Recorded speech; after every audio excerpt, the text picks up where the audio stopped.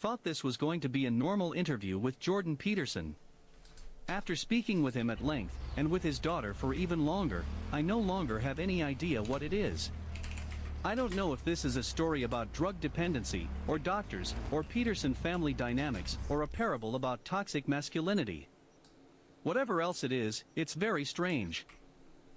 Peterson, a clinical psychologist, is a conservative superstar of the culture wars.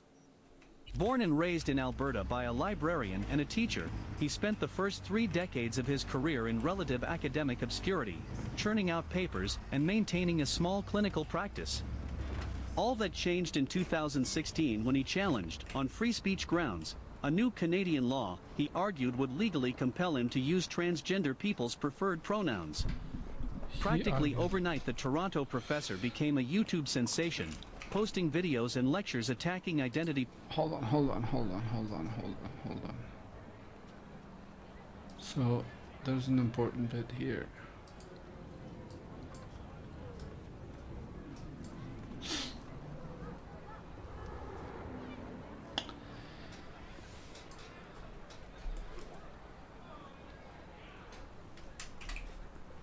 Career in relative academic.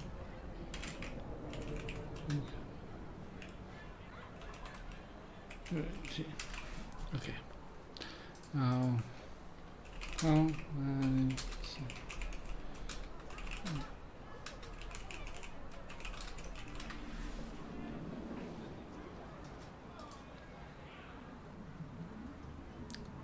Right.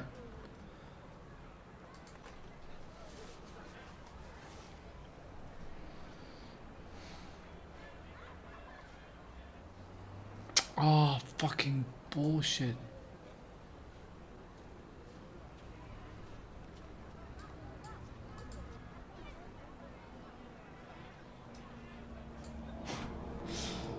"9,000 academic citations, has Harvard lectured for 5 years, and top Canadian New York books. Pankaj Mishra calls him obscure academic from Canada." Right.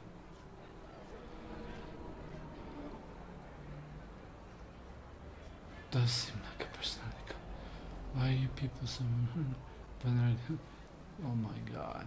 Bullshitter. Okay, so 9,000 academic citations is not academic. In fact, it's decent renown. Decently renowned in academic circles. That's wrong.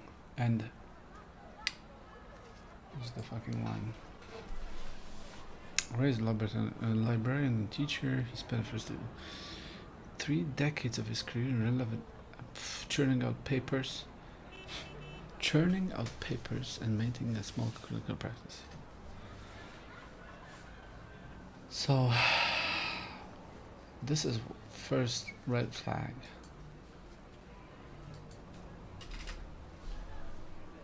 With his daughter, even longer, I no longer have an idea what it is. I don't know if it's a story about drug dependence doctors or a parable. This is the first red flag. Or a parable about toxic masculinity.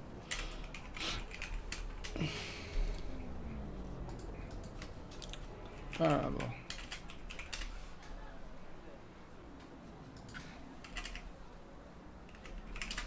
That's not how you spell parable. Parable.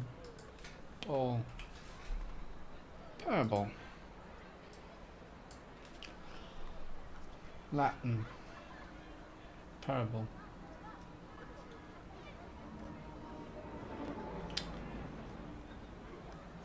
Ancient Greek.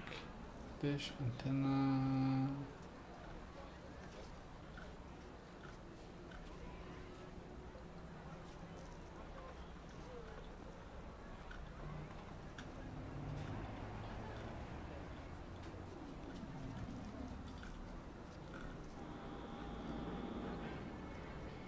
Juxtaposition, comparison.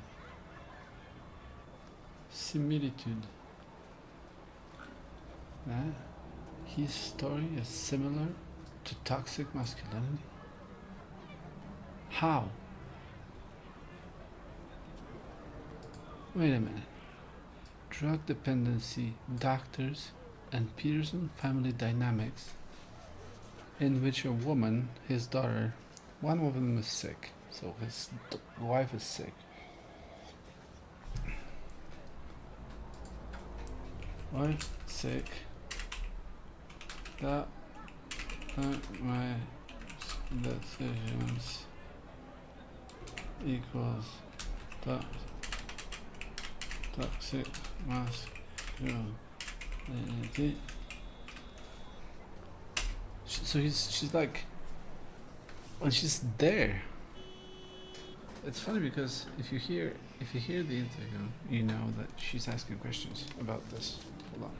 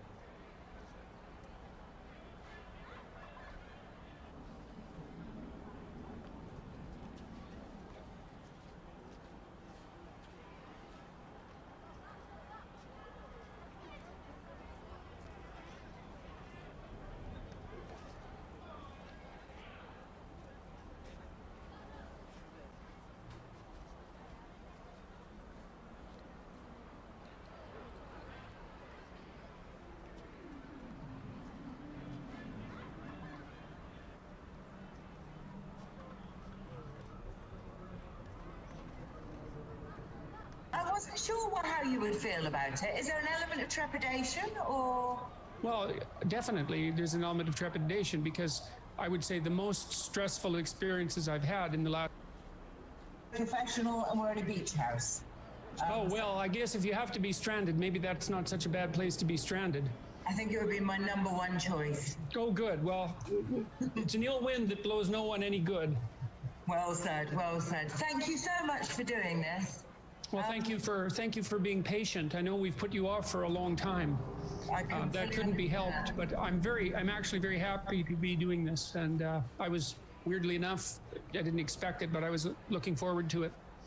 Really? I wasn't sure how you would feel about it.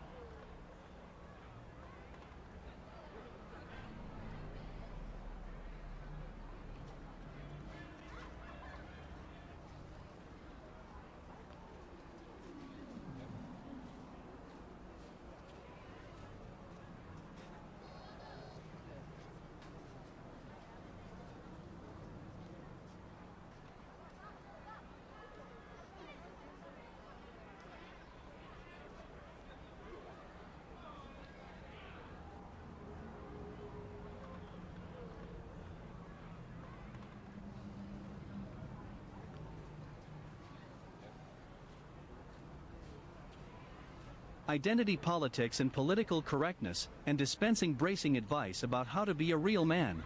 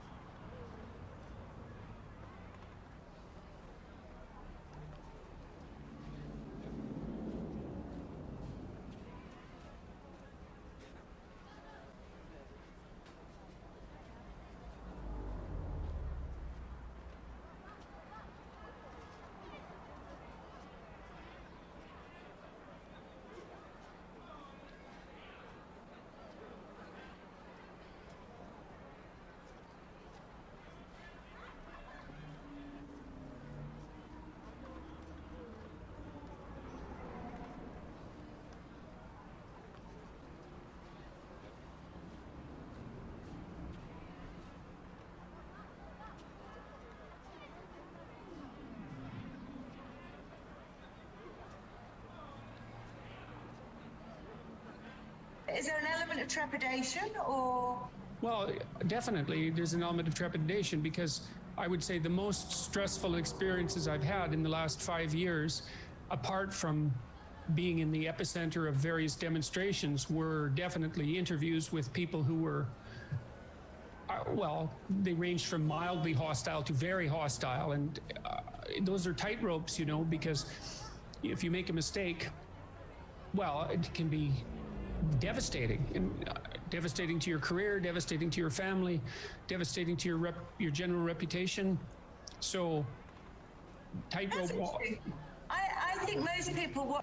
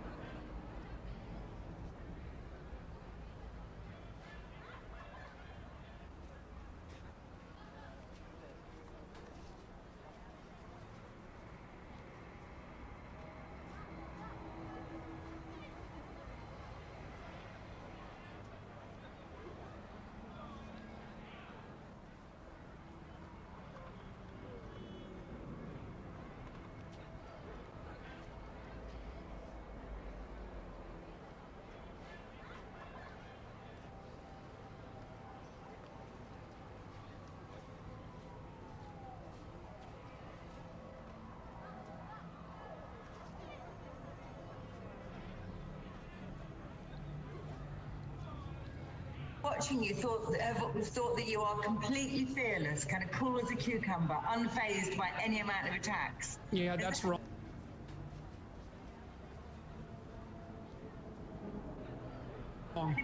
That's wrong. Okay. Oh yeah, that's. Watching you thought that you are completely fearless. Devastating, and devastating to your career, devastating to your family, devastating to your general rep. If you file to very hostile, and those are tight. Well, illustrations were definitely interviews with people who were. Well, they ranged from mildly hostile to very hostile, and those are tight ropes, you know, because if you make a mistake, well, it can be devastating, and devastating to your career, devastating to your family, devastating to your general reputation. So, tightrope. I think most people watching you thought that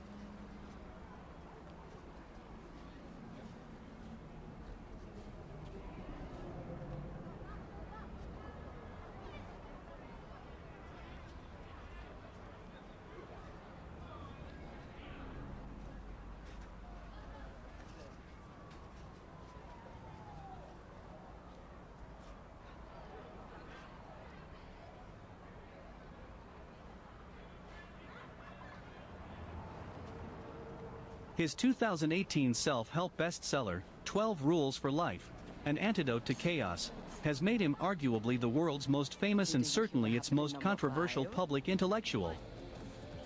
For 3 tumultuous years wherever Peterson went, uproar and adoration followed. His explosive confrontation with Kathy Newman on Channel 4 News in 2018 resulted in the network calling in security experts after some of his supporters posted abuse and threats online. To the Hello and welcome to WNS News. I'm Arif Iqbal. Today we have several important public service announcements. In Arroyo, a terrorist group dubbing itself a trade union has been eradicated. These self-proclaimed representatives of Night City's working class attempted to organize a strike, which could have led to financial losses in the millions. Remember, if you come across these so-called union representatives, immediately contact the NCPD. There is a reckoning taking place in the United States over Into hospitals throughout Night City, with injuries caused by malfunctions in illegally purchased cyberware. Unauthenticated implants have caused several fatal short-circuits. Now today we had a big contrast in temperature across the UK, just 12 degrees over coastal parts of eastern England with cloudy skies, but in the sunshine in northwest Wales at RAF Mona, just up the road from Llanfair Pwllgwyngyll, Gorgedec and Drobwll and Sicilio Gogogoch, the temperature got to 21 Celsius at 70 in Fahrenheit. Despite the NCPD's best efforts. If you spot a nomad, remember that you have the right to self-defense. With such dangerous criminals, warning shots alone are not considered an effective deterrent. Now, today's final story. An NCART station is stunned by a bloody massacre. The unidentified assailant opened fire on passengers waiting for the train on Platform 2 at Med Center. 10 people are confirmed dead and 16 injured. We advise Night citizens to thoroughly consider all transport options to find the safest solution. Thanks for tuning in to WNS News. Stay safe out there, Night City.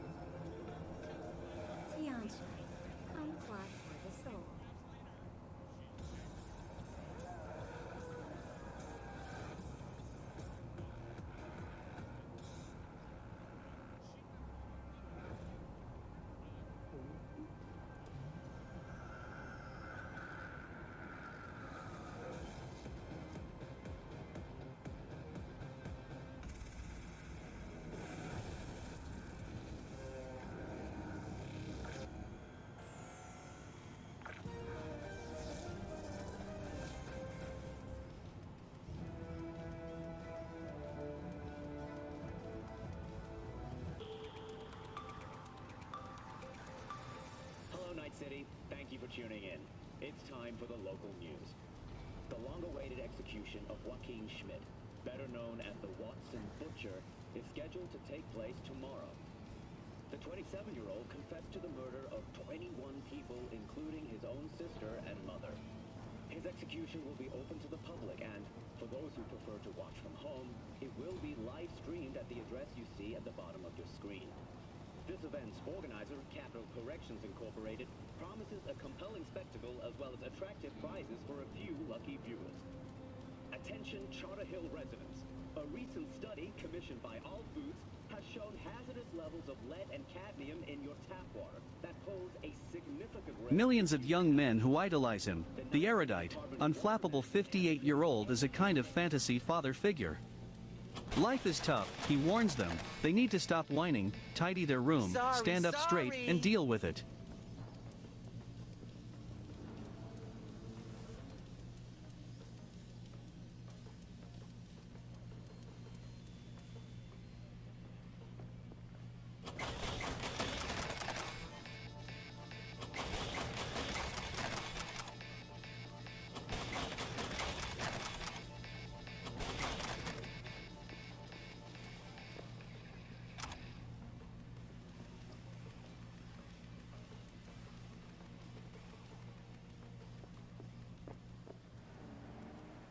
You want a new friend?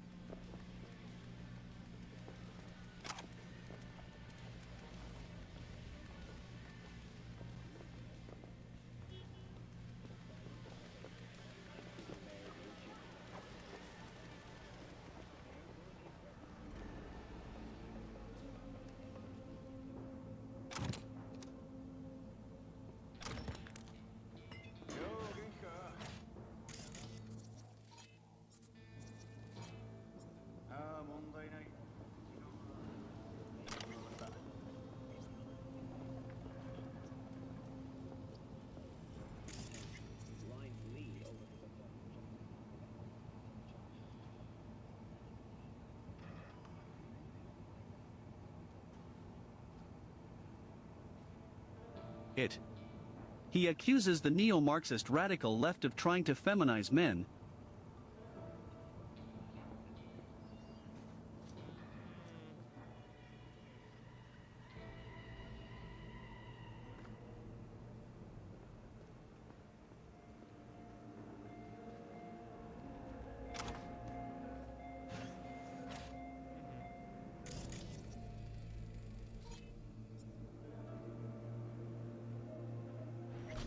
I know people. We can be smart about it.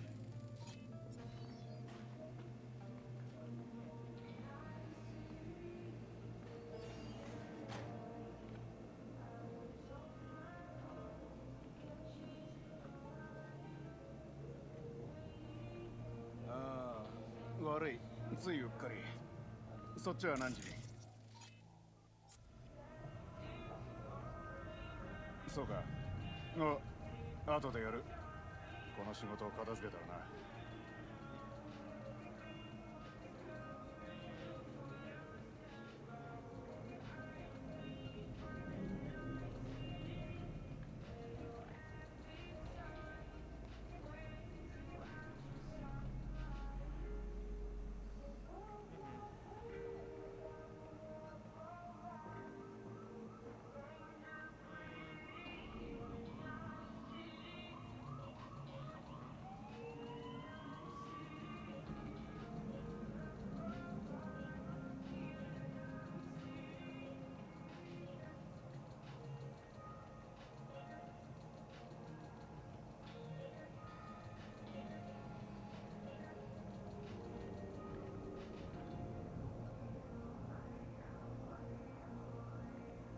よう元気か？今夜ラーメンでもどうだ？ああ、問題ない。時間は分かった。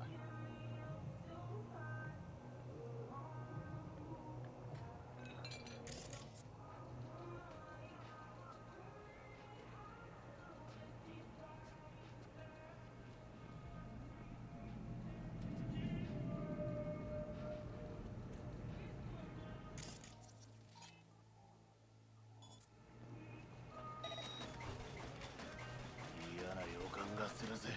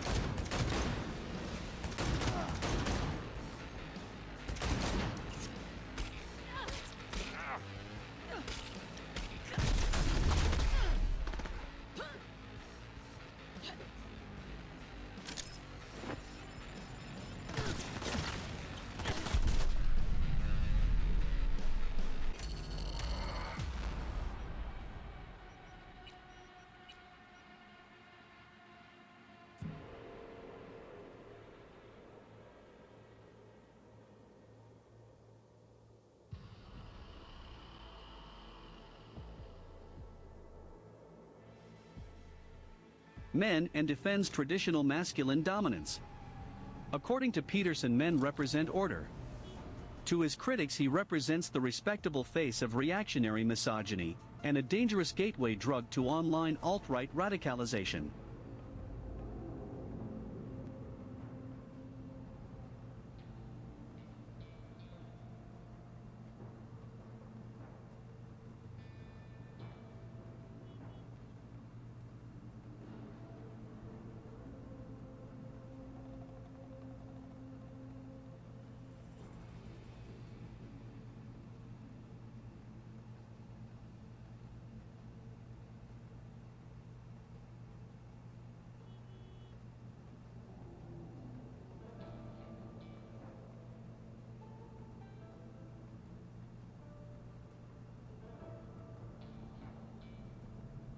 If his rise to fame,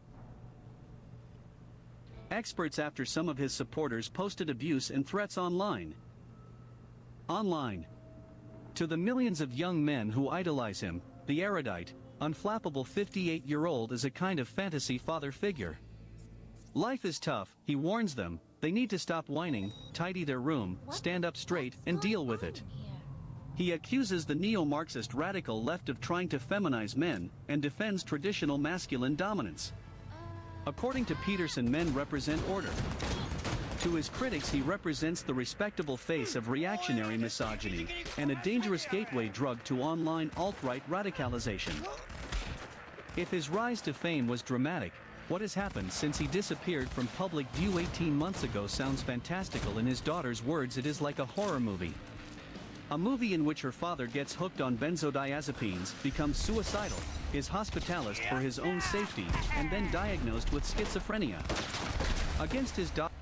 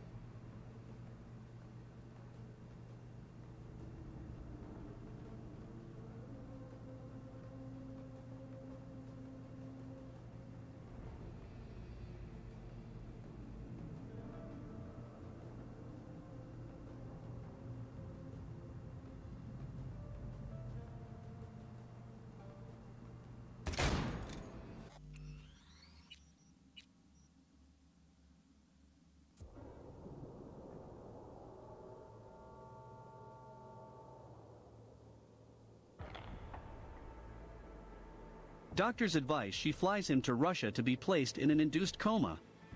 He emerges delirious, unable to walk, and ricochets from one rehab center to another, ending up in a Serbian clinic where he contracts COVID-19. Back home in Canada at last, from where he speaks to me earlier this month, he breaks down in floods of tears and has to leave the room. When I ask if he feels angry with himself for taking benzodiazepines, his daughter jumps in, arms waving hold on, and tries to bring the interview to a close. If this was a movie, its director would unquestionably be the 28-year-old Michaela Peterson, CEO of her father's company. She and her Russian husband appear to have assumed full charge of his heirs, so before I am allowed to speak to him, I must first talk to her.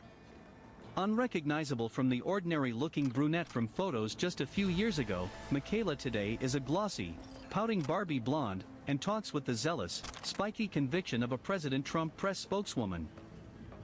Jordan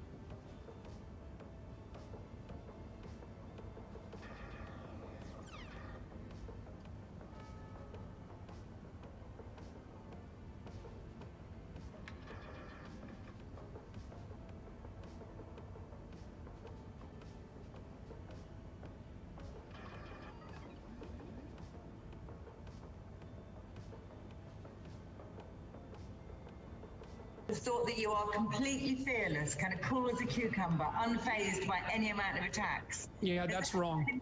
That's wrong, okay. Oh yeah, that's definitely wrong. No, I definitely found the interviews, of all the things I did, as I said, apart from the demonstrations, you know, having your name being cursed at and being chanted at by several hundred angry people is not anyone's idea of fun, especially if the attack continues afterwards, which happened on multiple occasions. And but I don't think that was worse than the more hostile interviews. I really don't like upsetting people. That's interesting. Again, I think that's not something that people would imagine. Well, I am a clinical psychologist. It's not really, it's in my nature to help people, I would say. You know, I have a hierarchy of belief in some sense. I'm not going to say things I don't believe to be true to spare anyone's feelings. Although I would pick a truth that spared feelings the maximal allowable amount if I could do that. So, but I'm not interested in generating controversy. Mostly see, it's a funny thing because I've learned over the years, and this is again, in large part because I'm a clinical psychologist, is that a little conflict in the present can save an awful lot of catastrophe later. And people are very much likely to sidestep a problem in the hopes that it will go away. And I know that problems don't go away. They never go away. What they do is they multiply, they fester and multiply. And so I will have the fight now, knowing that it's inevitable later. And I mean, I always conducted myself that way within our family, as Michaela can attest to. Both Tammy and I never allowed anything to sit unspoken under the rug. And so we'd have our uncomfortable conversations, but you know, I'd sweat my way through them. I don't enjoy them by any stretch of the imagination, but I can see the inevitable coming, and I'm not going to allow that to happen without trying to make a difference. So. Do you think it's the case that most people have the wrong impression of who you are or what you're like as a person? You know, I interview famous people every week, and some people have a sense that their public image is absolutely accurate, and other people are weak, and some people.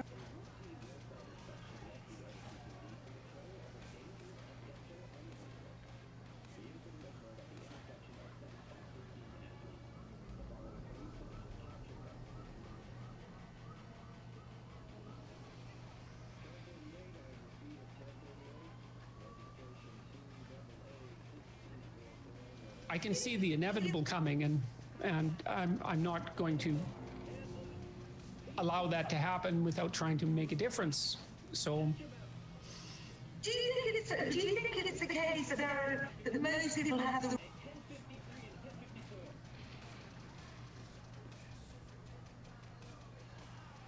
wrong impression? Do you think it's the case that most people have? Do you think it's the case that most people have the wrong impression of who you are or what you're like as a person?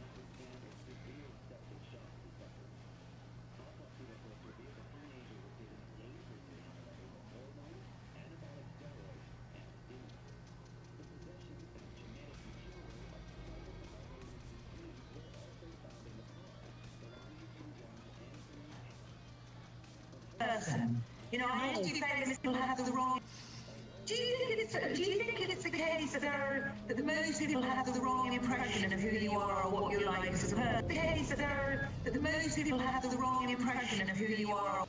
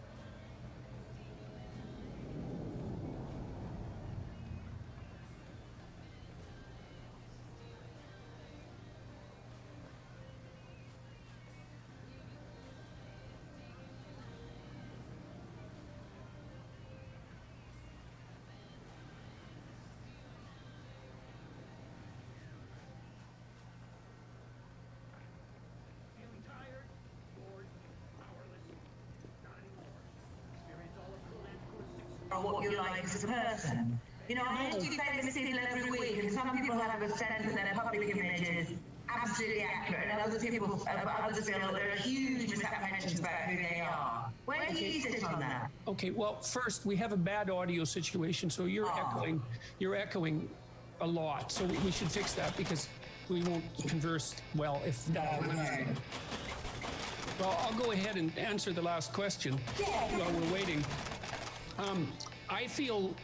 I believe that I'm misunderstood by the people who want to misunderstand me. I think that, by and large, that people have a good idea of who I am. And by and large, that image is positive. In fact, it's positive to the point where I find it very difficult to believe. I mean, for example, I just finished a podcast with Matthew McConaughey on Sunday. And the YouTube comments, there's about 1 million people have watched it already. And so that's something in and of itself. But the comments are unbelievably positive. Like they're heartbreakingly positive. And the like to dislike ratio is running about 99-1. And that's a little better than typical, but usually it's between 50 and 100 or 50 and 99-1. And usually the YouTube comments are overwhelmingly positive, and that's certainly been the case while I've been ill and while my wife was ill. And so, you know, you might quibble and say that people have an impression of me that's too positive, but if I had to have a problem, that would be a good problem.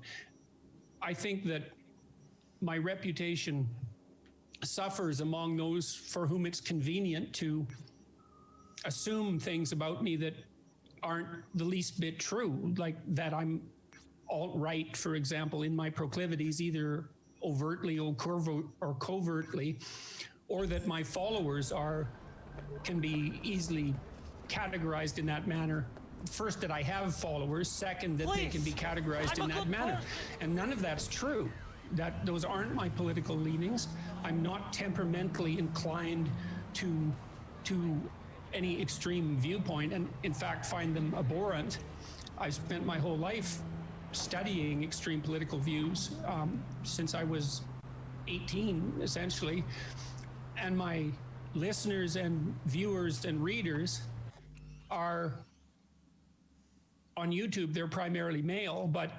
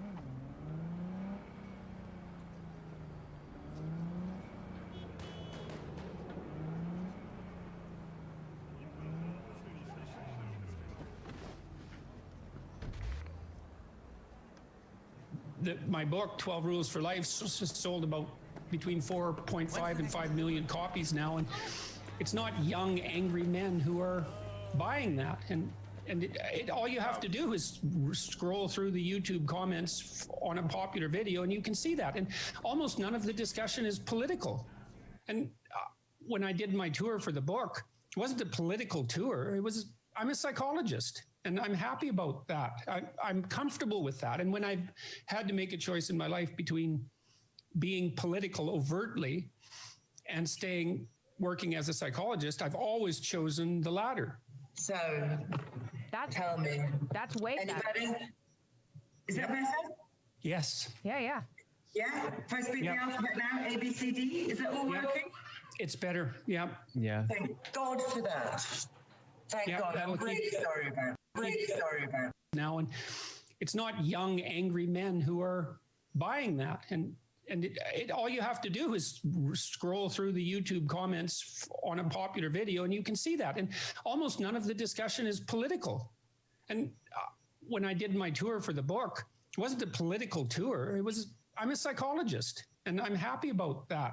I'm comfortable with that. And when I've had to make a choice in my life between being political overtly and working as a psychologist, I've always chosen the latter.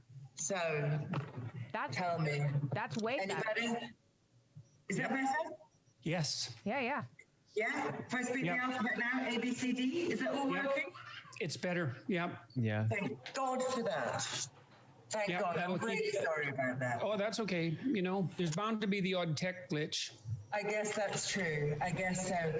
Peterson, I'm curious, as you're describing that kind of huge public response to you, it's a very shocking and strange thing to become a famous person, particularly a famous person. Well, actually, I'm not certain that it's the controversy that's been the most emotionally demanding. I think it's... Yeah, go on. Well, I think I've had this incredible view into the suffering of thousands and thousands and thousands of people, and I can't go out without people coming up to me. Michaela can attest to this, but every time I go out, wherever I go, people stop me and, they have an instant deep conversation with me, and they tell me that, they tell me about, well, first of all, they're usually somewhat shocked, and then they're very polite. And then they tell me that they've been watching my YouTube videos or listening to the podcast or reading my book, and that it's really helped them in some manner. And then they tell me a little bit about that, and they're usually quite emotional. And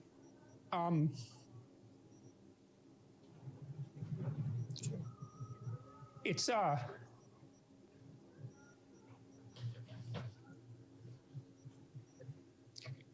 you don't have conversations like that often outside of the clinical sphere, and you certainly don't have them repeatedly with strangers on the street. But there's something about it that's really remarkably positive.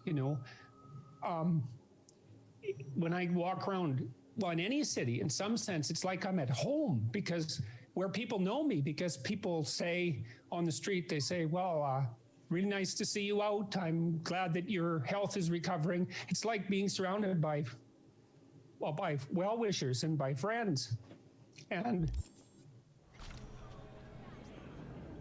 I'm happy about it because, it's a great thing if you're a clinical psychologist to be able to extend your reach like that. But part of what's overwhelming to me is how it's direct evidence for how little encouragement so many people get. They're starving. Sorry, I haven't done an interview for a long time. Fine, give me 1 second. As long as you need. Of course. Of course.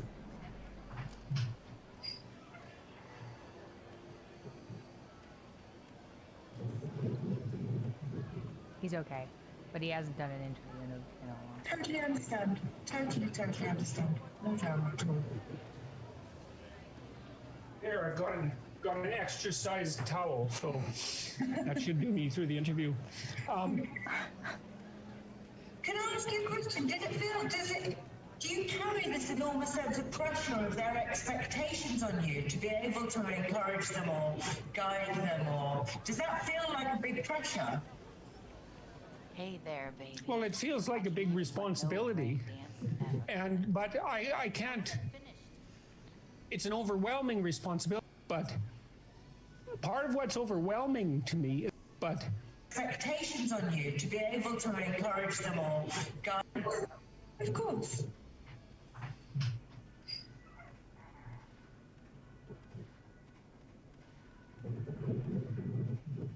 He's okay, but he hasn't done an interview in a long time. Totally understand. Totally understand. No drama at all. There, I've got an extra sized towel, so that should do me through the interview. Can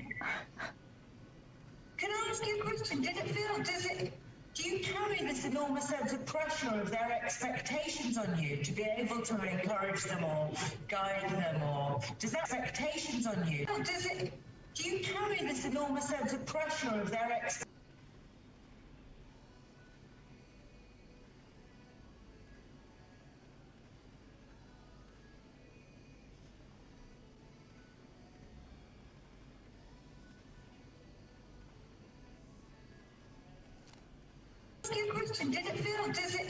Do you carry this enormous sense of pressure of their expectations on you to be able to encourage them or guide them, or does that feel like a big pressure? Well, it feels like a big responsibility, but I can't. It's an overwhelming responsibility, and it's very surprising. Like it's hard to believe.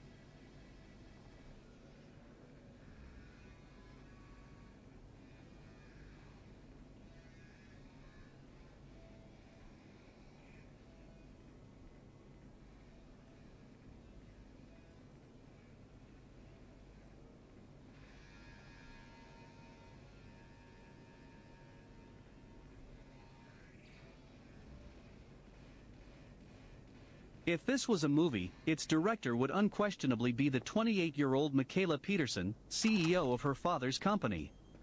She and her Russian husband appear to have assumed full charge of his heirs, so before I am allowed to speak to him, I must first talk to her. Unrecognizable from the ordinary-looking brunette from photos just a few years ago, Michaela today is a glossy, pouting Barbie blonde, and talks with the zealous, spiky conviction of a President Trump press spokeswoman. Jordan Peterson and his daughter, Michaela Shalon and Amp, call for the Sunday Times magazine. Russian roulette, Jordan and Michaela in Moscow, where he tried an unorthodox form of drugs detox at Michaela Peterson/Instagram. According to her website, she has suffered from juvenile rheumatoid arthritis, an autoimmune disorder, since early childhood, which necessitated a hip and ankle replacement at 17. Other symptoms: chronic fatigue, depression,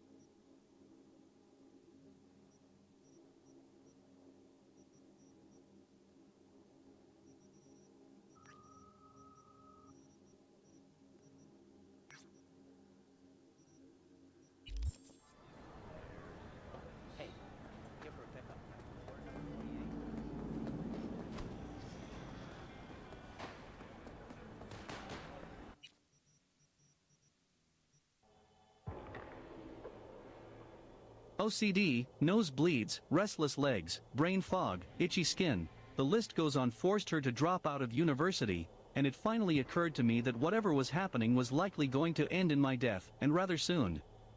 After almost 20 years, the medical community still had no answers for me. So she decided to cure herself. In 2015, Michaela began to experiment with food elimination. Starting with gluten, she removed one food group after another from her diet, until for the past 3 years she has eaten literally nothing but red meat, almost exclusively beef and salt. This has, she claims, cured everything. She now makes podcasts and blogs about her lion diet. Needless to say, the medical profession does not endorse this diet. Nevertheless, in 2018 her father adopted it and within months declared it had cured his depression, anxiety, psoriasis, snoring, gingivitis, gastric reflux, even the floaters in his right eye. He stopped taking the SSRI antidepressants that he had been on for 14 years. He was, he proclaimed, intellectually at my best. Like every medical autodidact I've ever met, Michaela rattles pharmacological jargon at 100 miles an hour, sweeping from one outlandish tale to another with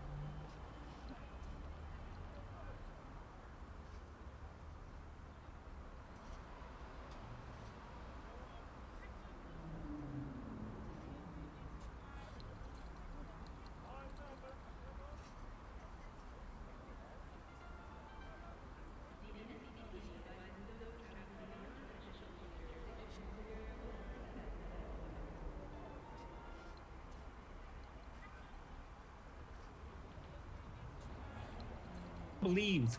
It's surreal. It's always surreal. And it's so universal. I mean, I was in Serbia for months, not so long ago, and it's the same there. It's the same everywhere I've gone. If it's an airport or a cafe, or it doesn't matter. It doesn't matter. It's everywhere in the world.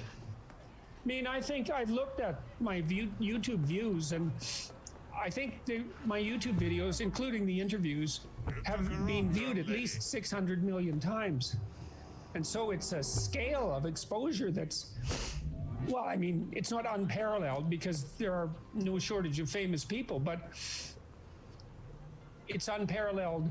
It's certainly unparalleled for me. But there's also this international element to it that's also new. You know, YouTube is a universal media platform, and it's so powerful that it's unbelievable. And if you put yourself in its clutches, then,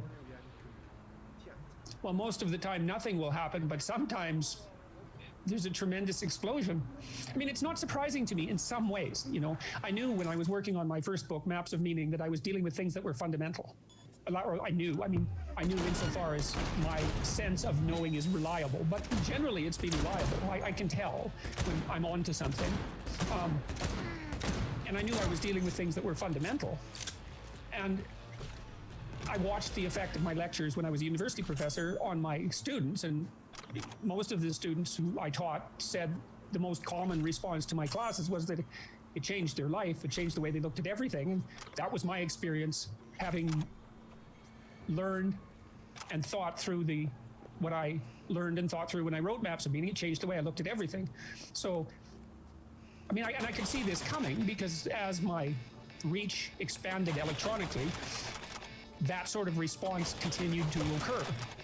But YouTube magnified that in a way that's, well, it's a lot to adapt to. You know, I mean, when all this hit me, I was already 55 or there or something, you know, and I'd labored under relative obscurity. That's been made more of than is really the case, because my classes were always popular, and so I had a certain renown at the university as a teacher, and I'd done some TV work for about 10 years, really, before I made the first couple of videos that went viral. But I'd also set up the YouTube channel a couple of years before that, and it was accruing views, not at an exponentially growing rate, but, you know, there were still tens of thousands of people watching, and that's not trivial. So, but the response, you asked me about responsibility. I've certainly felt that when I have been ill over the last year. I mean, I thought it was one of the things that really kept me alive.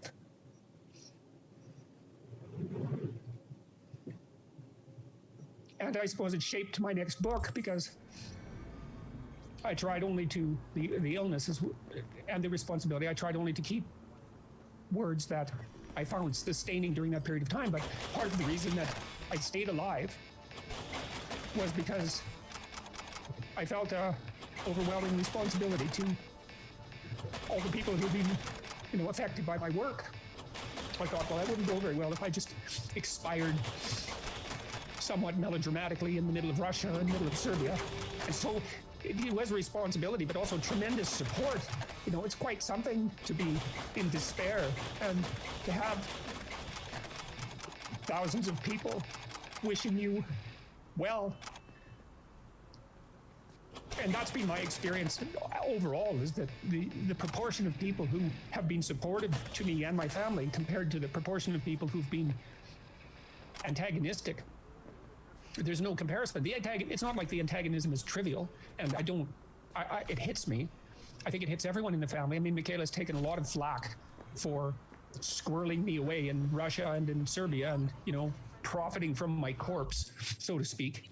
And that's been hard on her, because like the rest of my family, well, she put a lot on the line to help me, and that is the case for many members of my family. But, you know, she was certainly the primary mover of all this from the public perspective, and took a lot of flack for it, and that's been hard on her. But so the negative is salient, but the positive is overwhelming, and that was certainly the case on the tour, which was a delight in many ways because it was so unbelievably positive. There was thousands of people who were gathering together on a regular basis, different people in all these different cities who were there fundamentally because they wanted to get their lives together. You know, and the way that was treated by the people that were antagonistic to me was exactly what you'd predict if you gave some credence to their cynicism. You know, that it was a political ploy or that I was exploiting people, or they have no, and that would be mostly the radical identity politics types who, you know, who have no love lost for me and vice versa. It wasn't in their worldview that people could gather together like that because they wanted to improve. But that was the case. Of 2018, by that point, obviously your life has kind of become unrecognisably huge and you're going on the book tour. To what extent was your mental health an issue for you during that year? I think you said to Joe Rogan that one of the worst days of your life was days like Sam Harris. Not obviously. Oh yeah, Jesus God, that first discussion I had with Sam Harris, oh man, it was just, well, I don't think it's a mental health issue. I don't believe. Okay. I think it's a physical health issue. I have an autoimmune disorder of some sort, and it has multiple symptoms. One of the symptoms is depression. And, you know, it's not really a classic depression because I don't have the classic cognitive symptoms. I've never felt that my life wasn't worth living. I felt that I was in so much pain that I didn't know if I could continue to exist. Or that when you say pain, can you elaborate on that word pain? Because that can mean so many different things. Well, it would depend on the particular.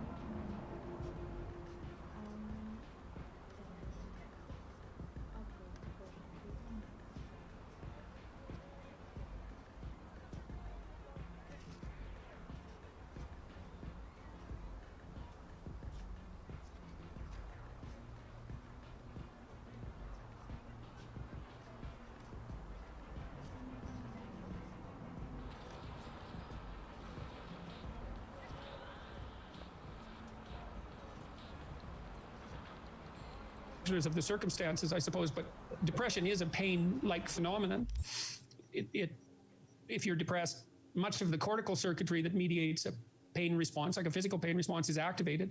And many people with depression have pain syndromes, like lower back pain is very common among people who are depressed. So it is a pain symptom. It is a pain syndrome. Mm-hmm.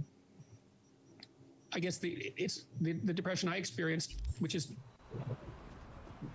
characteristic of many people in my family, was grief-like, I would say. It felt like overwhelming grief. And it was worse in the morning and would recede during the day. But it seemed to be part of a cluster of symptoms that were autoimmune in nature. And much depression is autoimmune in nature. So I think of it as, I think it's a physical illness, as far as I can tell. When I talked to Sam Harris, it's very complicated, and I'm still trying to piece all of this together. But I had gone to see my family, my extended family on my wife's side, and Michaela and her husband and me both, all of us came down with the same symptom set that lasted about 3 weeks, and it was absolutely terrible. I couldn't get up without fainting. I'd faint, fall to the floor, gray out, not blackout completely, but gray out. Every time I got up, I couldn't get warm. I was wearing multiple layers of clothes and multiple layers of blankets, and I couldn't get warm. I had an overwhelming sense of doom and anxiety, and I didn't want to move. And plus, I couldn't sleep for days and days. I was without sleep for many weeks. And you know, people have inadvertently ingesting apple cider. It wasn't. No, hold on. There were no doubt. Hold up. It wasn't apple cider. It was sodium metabisulfite in apple cider. Like the alcoholic apple cider was added to a stew. So it was sodium metabisulfite in that apple cider, but it wasn't apple cider.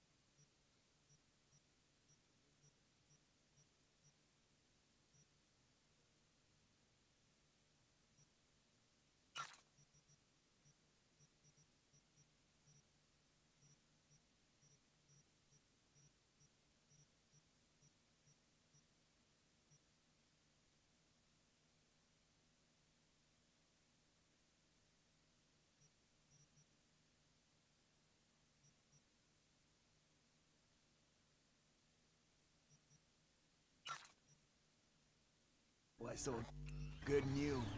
God bless.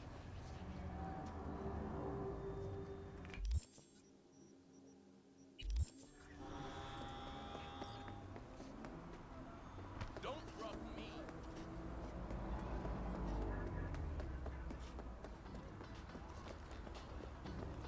We're closed right now.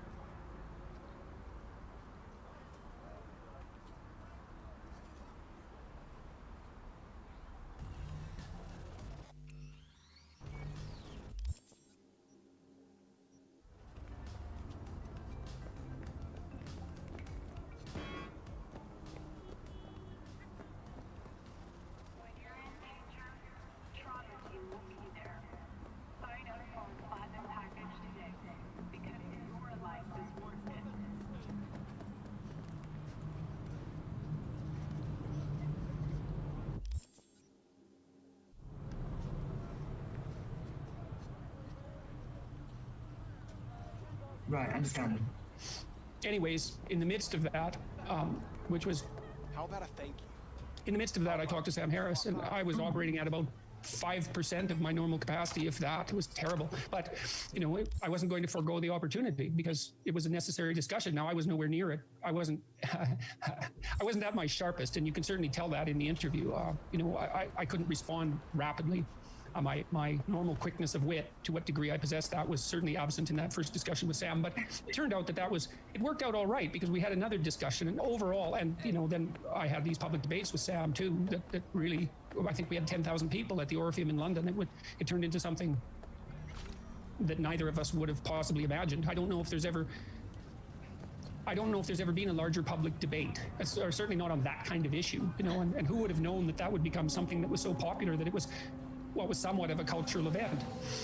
So I don't think it's unreasonable to claim that. And so you would prescribe the benzodiazepines as a result of that incident? Yes, and a sleeping pill. Prescribed by your family doctor. Were you at all worried? Did sort of alarm bells ring about women in the 50s and 60s who got hooked on Valium and couldn't get off it? And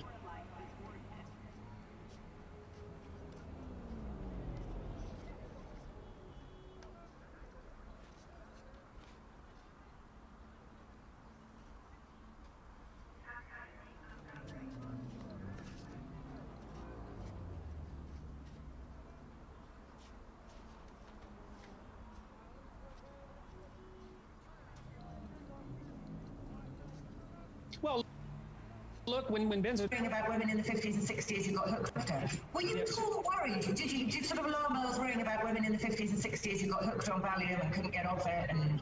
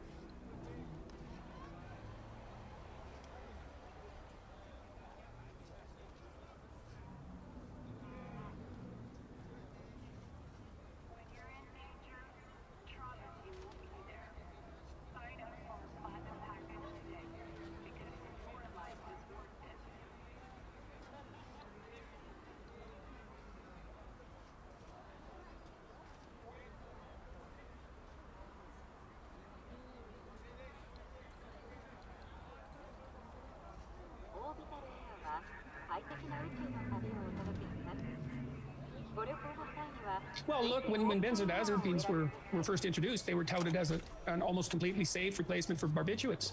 So no, I really didn't give it a second thought. What happened was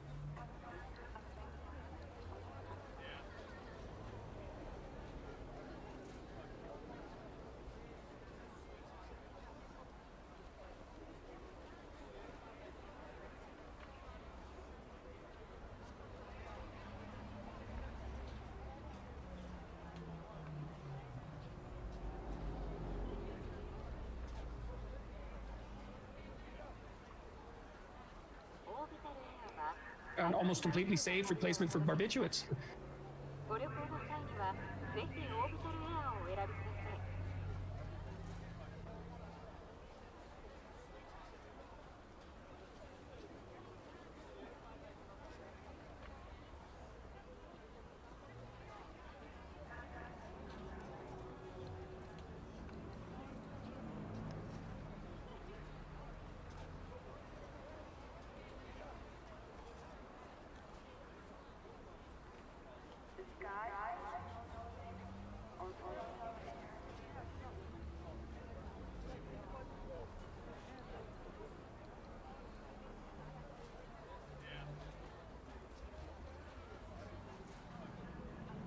So no, I really didn't give it a second thought. What happened was, well, partly I was safe. Well, look, when benzodiazepines were first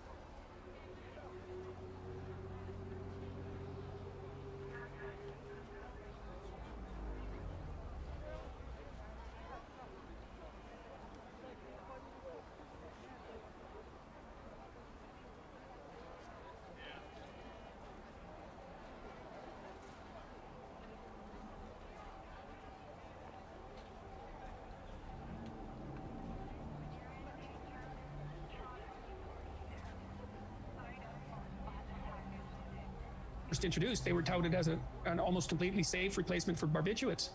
So no, I really didn't give it a second thought. What happened was, well, partly I was, you know, my life was an absolute whirlwind at that time. So it fell. If it had been an item of concern, it fell, you know, to number 20 on a list of 20, and only 1 through 10 ever got attended to. You know, at the time that I had this terrible reaction, other things were happening. The Canadian equivalent of the IRS was after me and making my life miserable for something they admitted was a mistake 3 months later, but they were just torturing me to death. The College of Psychologists that I belonged to was after me because one of my clients had put forth a whole sequence of specious allegations because the person was upset that I had sort of disappeared over the Christmas vacation. So that was extraordinarily stressful. It wasn't clear to me whether my job was going to continue. So, you know, there were other issues. Plus, I was at the epicenter of this incredible controversy, and there were journalists around me constantly and students demonstrating, and it was a very hectic time. In any case, I took the benzodiazepines. I didn't take the sleeping pills. I think I took them 2 or 3 times and just stopped. But the benzodiazepines allowed me to sleep again, and it was a very stressful time. And they were prescribed for 2 a day, and I just took them. And it wasn't like I couldn't feel them. I wasn't taking a high enough dose so that I could actually detect the effects of the sedation. They weren't sedating me at all. They just stopped whatever had happened to me, which I still don't really understand. You know, we have the hypothesis that it was a allergic reaction to the chemical that Michaela described, but it was strange that the 3 of us were affected by it and no one else as well. Anyhow. In any case, that's what the psychiatrist said, is that when you go off of SSRIs, you can be neurologically sensitive to chemicals. Yeah, well, that's a reasonable that lines up. Yeah, and I was probably our theory. Like we did. Fair enough. Working gear, wax, maybe electrosmiths, zappies, power Here's proof. You and your girlfriend wearing high heels, blindfolds, and big gags. no problem. You buy or rent it. Rent it. How much? Relax. It'll go on your tab. Think I got it. Hey. Get you something.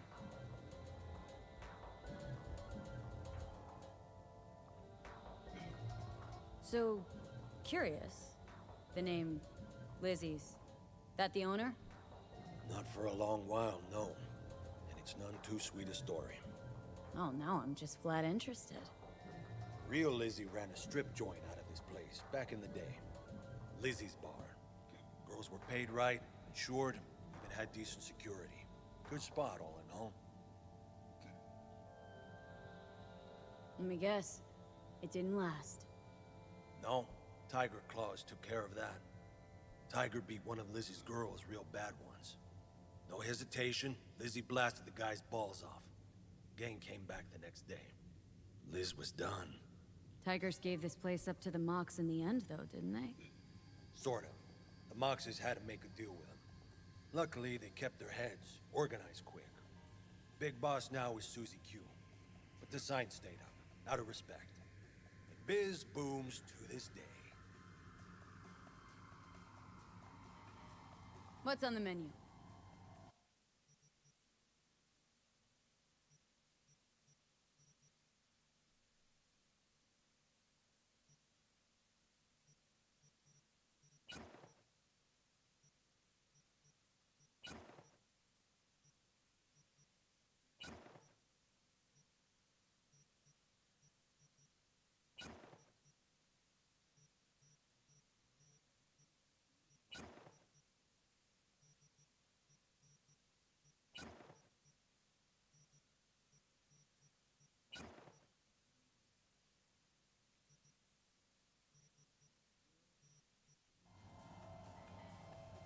Looking for Evelyn Parker. Know if she's here? Who's asking?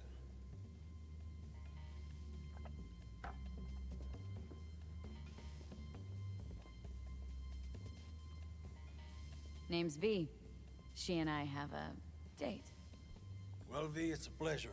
I'm Mateo. Uh-huh. So, Evelyn. Club's big. Gonna have to look around. Can't do it for you. It's all right, Mateo. I was waiting for this one.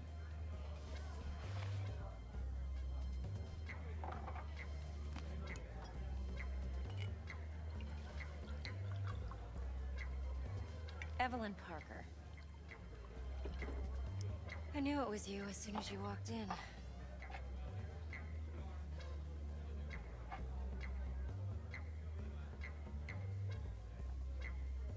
Scent's on.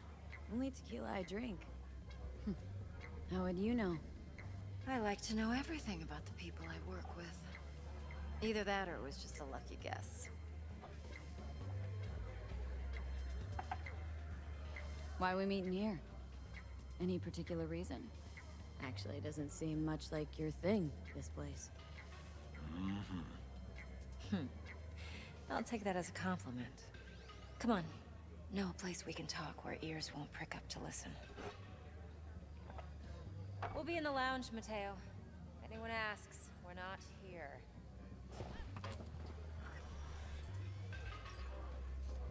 This one's Nothing's wrong. Really? Why don't you just tell me the truth? I just told you. So, see you on the other side, baby. V?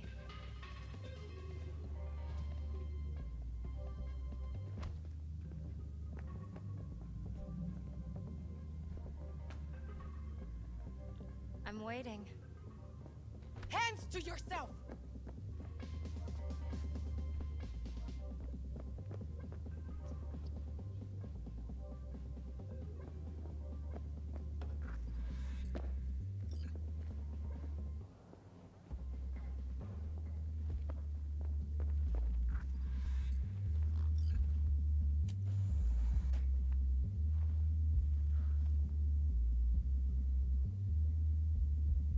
Dex had a load to say about you. Called you professional, effective, and trustworthy. I hope he wasn't overselling. You don't give a rat's dick what Dex thinks. We both know that. You have trouble accepting compliments? No, just think flattery's beneath you. Am I wrong?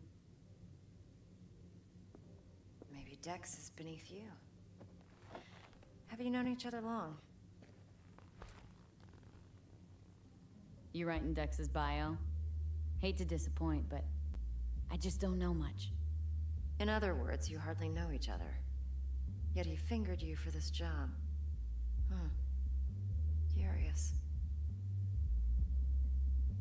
Shit, buzz decks right now if you're getting cold feet. I can wait. I doubt he'd add anything I haven't already heard. Anything I'd really like to hear, for that matter. There's only one other bunch that's worse than fixers in that respect. Used car salesmen. I'll go with my gut for now. Let's cut to the chase. What do you got for me? Your target. I trust you know what it is. Relic. Secure your soul trinket. Key tech in the program, actually. We're tangling with Arasaka. Making this heist one dangerous, risky motherfucker. Mm-hmm. Arasaka's poured billions into personality transfer technology. But me, I just want the data on this one. The chip is tucked away inside Kompeki Plaza, the hotel. You ever been? Classy Corp hotels? Yeah, no. Out of my price range. Well, the decor's to die for, as you'll see for yourself. So where's this chip hiding, exactly? In a suite on the top floor. The room's occupied by Yorinobu Arasaka. Yorinobu Arasaka? He's in town?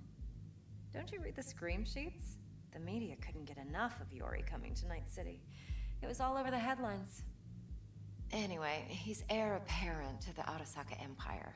Saburo Arasaka's only surviving son.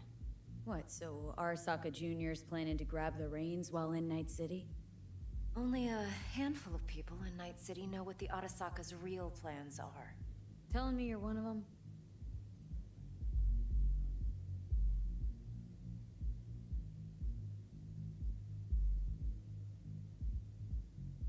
So we're not jumping the Corp. We're jumping Yorinobu Arasaka himself. Yorinobu is a puppet. He lost all his cards years ago when he failed to do Daddy's bidding. Saburo's had Yori's balls in a vice for years. He might just turn the screw and crush them outright if he learns his son's up to no good again. Top dog like Yorinobu's bound to have an army on call. Hotel's probably a goddamn fortress by now, too. Yorinobu keeps exactly no hustle around. Not one guard. Got rid of them a long time ago. Huh. Why is that? Surely you know what they say about Arasaka intel. Sneeze in Night City, and a blossom drops from a cherry tree in Tokyo. Yorinobu was convinced his Arasaka security detail reported directly to his father. Look, if you've got any spare aces up your sleeve, now's the time to show them. Now this should make your tits perk up. Yorinobu recently swiped the chip from an Arasaka laboratory. He's made a deal with Netwatch, aims to sell it to them. Have you spotted my ace yet, or do I need to spell things out?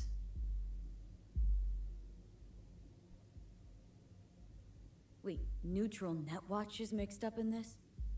Netwatch provides net security for all corporations, and collects eddies in the millions for it.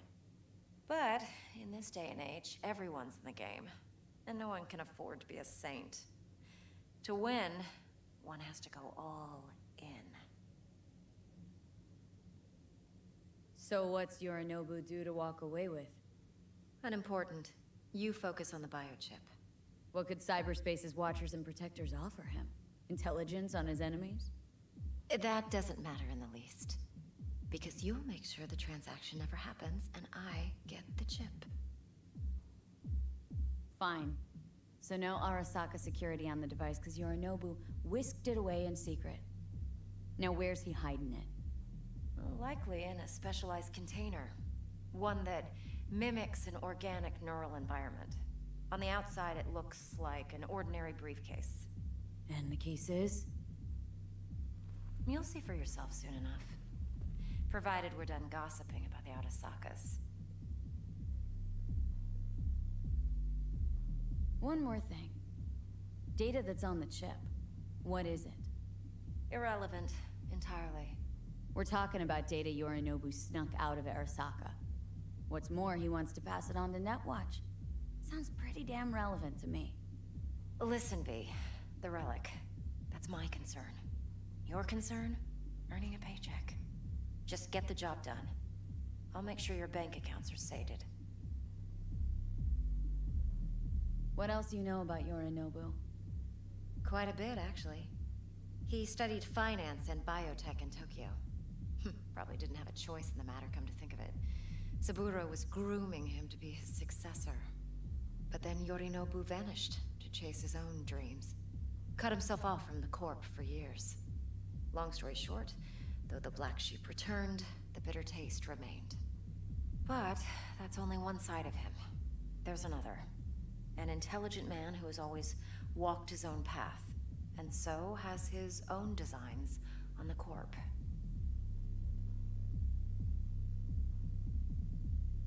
Seems to be risking everything with this relic scam. Yes, because he's fallen for the biggest lie this town puts forward. That he can gain and retain control of anything. Okay, what's next? Now comes the best part. Follow me. Got something for you. Should help you plan. Brain dance from Konpeki Plaza. How's a brain dance supposed to help? Need facts, not thrills. Think BDs are only good for fondling virtual tits? Yeah. Jacking off to in those boxes? Like anything else? No. It can be a very useful tool. Good for analyzing details human perception, even boosted, doesn't grasp. Exactly what you need. So what's on the tape? Yorinobu's suite. The glorious interior. You'll need to locate the relic yourself. Hope I grabbed enough detail to make that possible. Hold up. Mean to say you recorded this?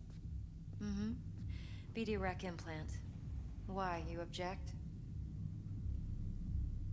It's supposed to be Yorinobu's pad on the tape. Means you were inside. You, know each other? How else could I get all this intel?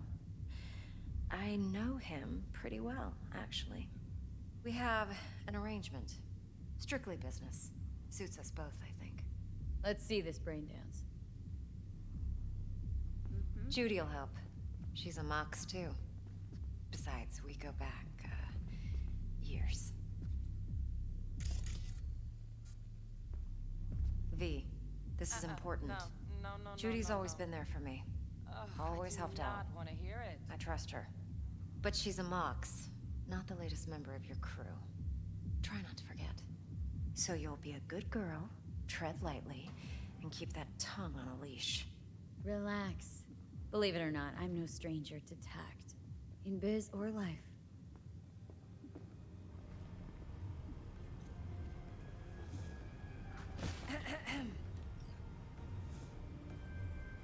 Hey, there you are. This is V. She's here for that BD role. And V, this is Judy. Best brain dance editor I know. Enough already. Gonna make me barf. Sensory sig amps, acoustic and emotive wave monitors. Oh, top shelf hardware. Yeah, most of it's customized. Only thing factory are the casings. Mod all this yourself? What do you think? Expression translator. Fuyutsuki, right? Thought the matrices on that series were fucked up. They were, but swapping out matrices is simple. And this was the only model that'd support additional scanware. All right. Compiled your BDF. What do you think? Will it do? Still pretty raw, but yeah, ought to do. Mm-hmm. V needs to get deep inside. That's most important. So, let's calibrate. Tune it to her.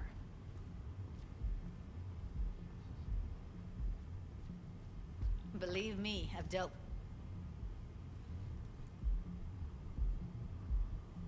Think I can handle it.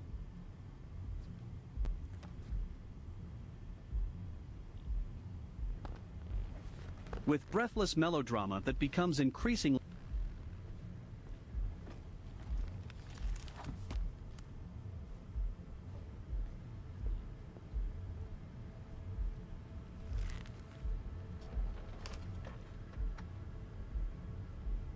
Gotta create your sensory profile first.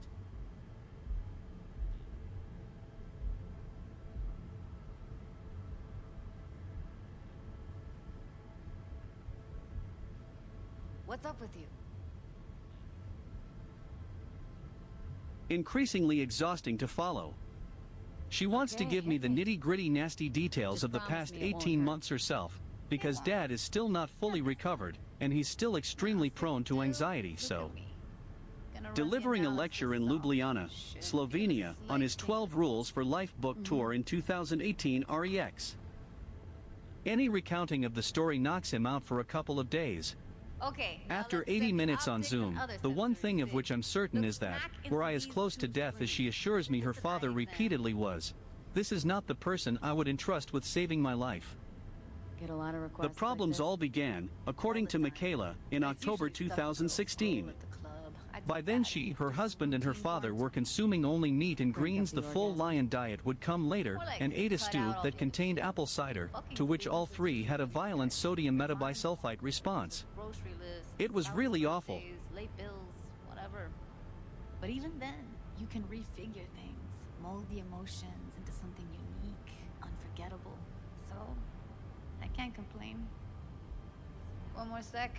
Need to get the pain receptor limiters in. Okay, all set. You need to test your profile first. Tossing in a sample BD.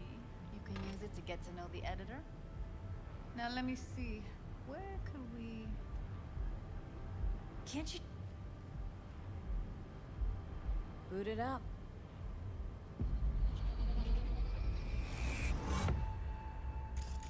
Plan simple. Do nothing odd. Don't get creative. You go in, snatch the cash, get out. And we sell the BD to those psycho freaks from the studio. Got it. And remember, everything on full blast. They'll spot us extra for a wicked adrenaline high. Okay, on you go.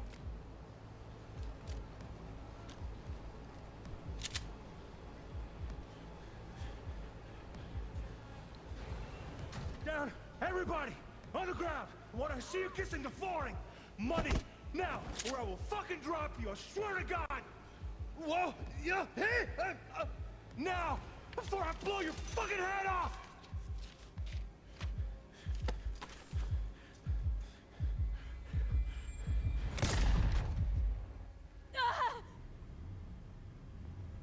Slow, deep breaths.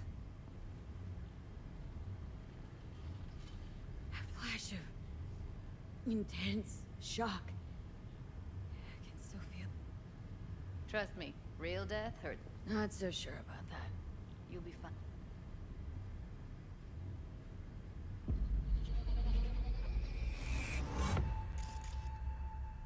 I'll sever the link to the BD roller's sensory array. You'll be able to look around freely. Whole scene's yours. Full cam control in analysis mode, so move around, zoom in and out, whatever else you come up with. Think of it as your own little sandbox. So, analysis mode, you control playback. Can even pause when you feel the need. Then you use the editor console to unpause. Try it. Plan simple. Do nothing odd. Don't get creative. You go in, snatch the cash, get out. And we sell the BD to those psycho freaks from the studio. Got it. Dream as hell, right? Well, that's not all. You can speed things up or rewind, whatever you like. Give it a try. Rewind. Roll it back to the top. All good. Now try fast forwarding a bit. Plan simple. Do nothing odd. Don't get creative. You go in, snatch the cash, get out. And we sell the BD to those psycho freaks from the studio. Okay. You can also reset the recording. That'll take you right back to the beginning. Try it. Now for some fun. This here's why you came in the first place. In analysis mode, you get to view and even scan details of the enviro recorded by the BD roller. Focus on the heat, the gun this gonk gets from his buddy at the beginning. Now scan it. Plan simple. Do nothing odd. Don't get creative. You go in, snatch the cash, get out. And we sell the BD to those psycho freaks from the studio. Got it. And remember, on full blast. That's not extra for a week. Okay, on you go. Okay, right here.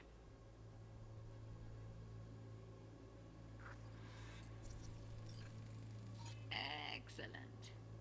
Let's move on. Now heads up. In analysis mode, you can ferret out background noise and conversations if the roller got close enough.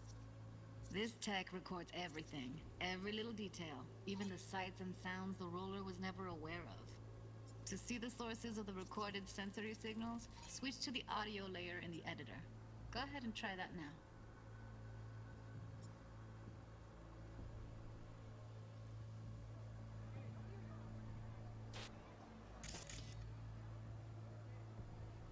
Okay, good. Now you should see several sound signatures in the store. Choose one and hone in on it. Okay, fuck! On you go. Little shitheads! Go restock. I'll take the register. How about you suck a bag of dicks, eh? So, any thoughts? Unbelievable. Seriously, like it was happening right next to me. Yeah, it's how BD recording implants work. They pick up everything, all the elements in the background. Then an editor tweaks them, makes them pop. Keep playing with the sound, explore it a bit. We'll move on when you get bored. Go restock. I'll take the register. How about you suck a bag of dicks? Okay. We have a deal today on 2 flavors. Cuddy and surf and everybody! Sometimes you can analyze extra layers in the raw. Stuff the roller's cyberware picked up. Like what? Ev's got Kiroshi optics that grab infrared, meaning you should be able to grab heat signatures from her recording. Huh. Hella nice. Now let's wait till the guy punches out the gonk at the counter. On the ground! You wanna see you kissing the boy? Money! Scanning works on peeps, too. Walk up to the wounded chick. Try scanning her. Alright, next thing. Scroll forward to the part where our artist gets a lead injection.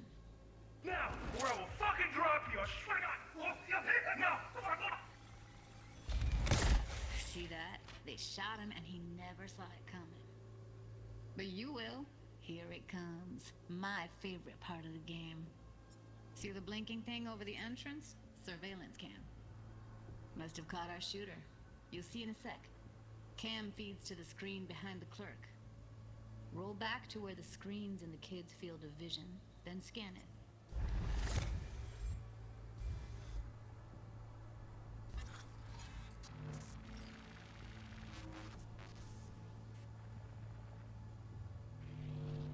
His own Chumba shot him. Probably planned to all along. Must have got a nice slice of cred on the black market for a BD like this. BD freaks are ready to pay a preem for a real flatline. Anyway, if you've seen enough, you can exit.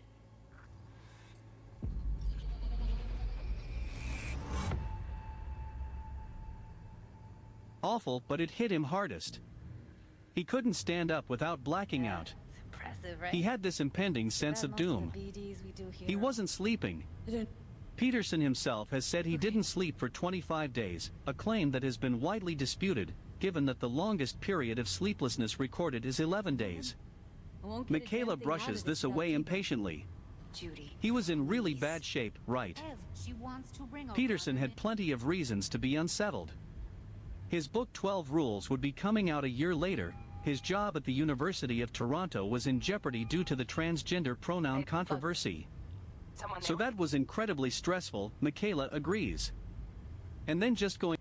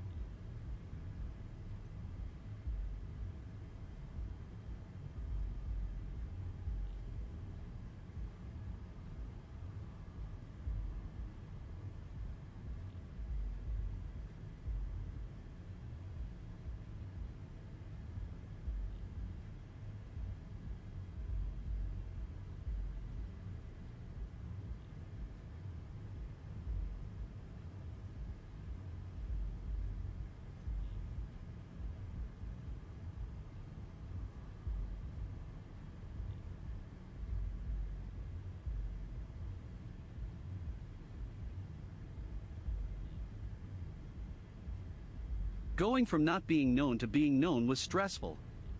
But our entire family agrees, the main problem here was this weird health thing. They consulted doctors who didn't really know what was going on, until the family GP prescribed a really low dose of benzodiazepine, the family of sedative drugs that includes Valium. It seemed to help. Good, I'm going in. And we were, like, okay, whatever. By early 2019, Peterson was a household name, his book a global bestseller, when disaster struck. His wife of 30 years, Tammy, was diagnosed with kidney cancer. We did a whole bunch of research, and it was this extremely rare cancer that is extremely deadly. Tammy suffered all kinds of surgical complications, and Peterson spent months at her hospital bedside, terrified she would die. That summer his doctor raised his benzodiazepine dose, but instead of soothing him it seemed only to make matters worse. Dad started to get super weird. It manifested as extreme anxiety and suicidality. On another psychiatrist's advice he quit the drug and started taking ketamine, but cold turkey sent him into benzodiazepine withdrawal. Another psychiatrist, a family friend, told him to resume the Sure got it under control. Peterson's wife, Tammy, was diagnosed with a rare form of kidney cancer in early 2019. Daniel Hambury/Stella Pictures. Benzodiazepine and check into a rehab clinic to help wean him back. Oh, it slowly. After 6 weeks in rehab in Connecticut, he was in a worse state than ever, still on the benzodiazepine plus now additional drugs, unable to stop pacing or writhing with agitation.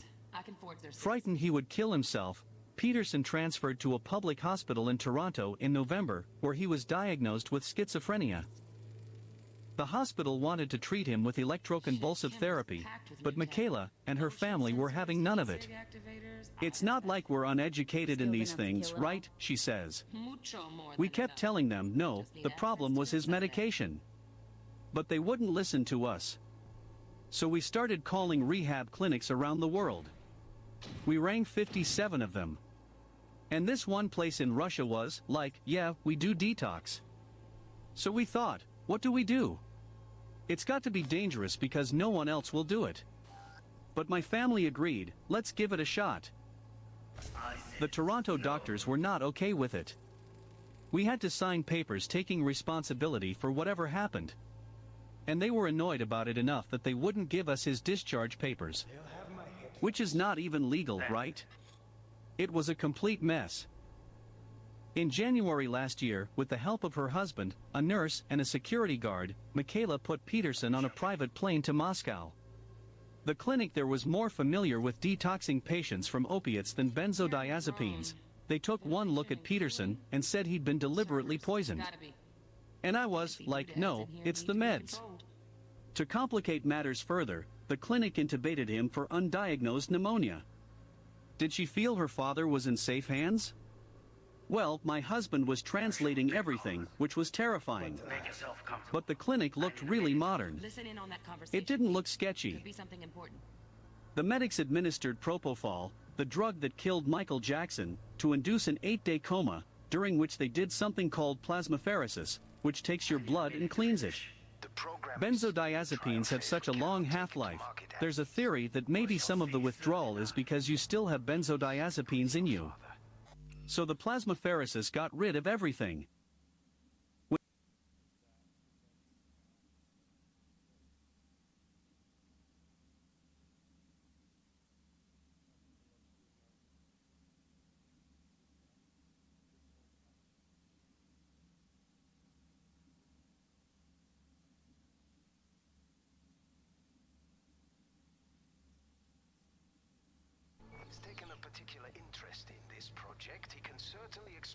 My father's a tired, visionless old graybeard who thinks nothing will change, and he'll live forever in his tiny, frozen bubble. I should not even be listening to such things. You will listen to this. Saburo is an adult despot, utterly removed from reality. Stuck in some fossilized vision of a world that no longer exists. Of a world that may never have existed. We have not seen eye to eye for the past 20 years. I am quite sure we want now. Read the documentation carefully. The requires specific storage conditions. You must provide them. Heard that? Relic doc's gotta be around here somewhere. Look for them.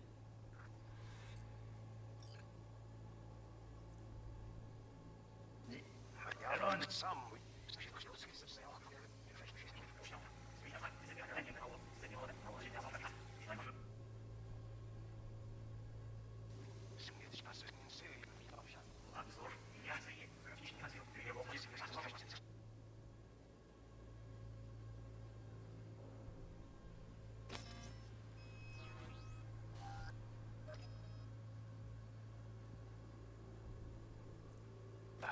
He's taken a particular interest in this project. He can certainly explain the risks. My father's a tired, visionless old graybeard who thinks nothing will change. And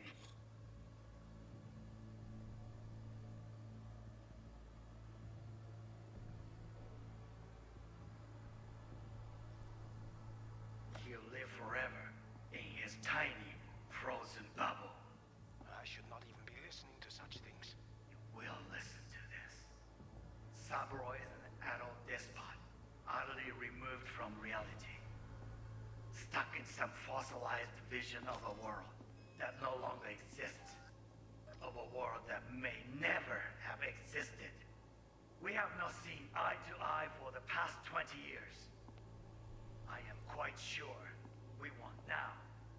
Read the documentation carefully. The relic requires specific storage conditions. You must provide them. Enough.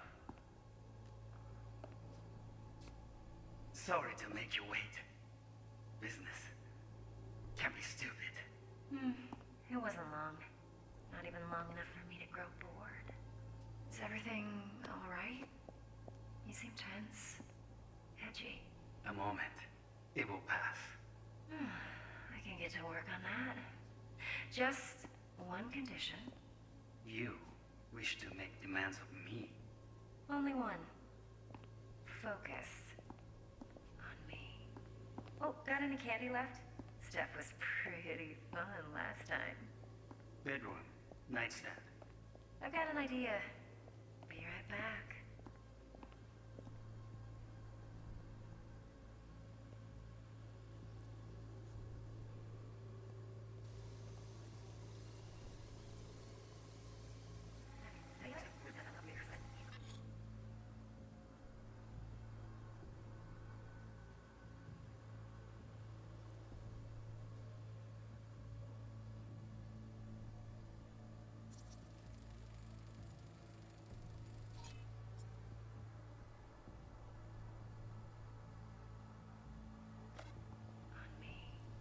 Oh, got any candy left?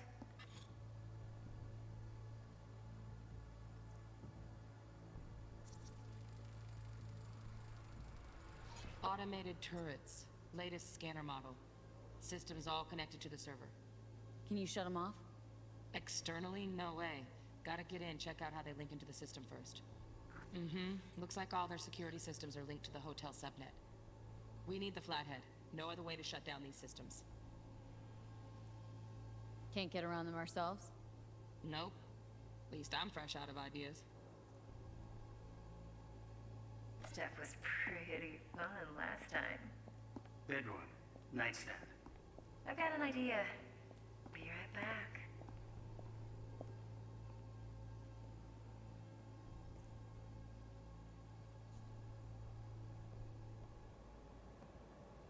Very nice.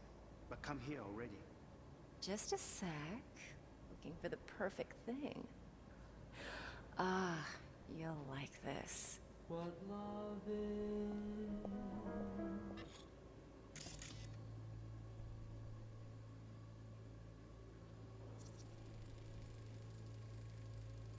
Loaded. Safety's on. Good to know, though. Once you're in there, don't forget about that iron.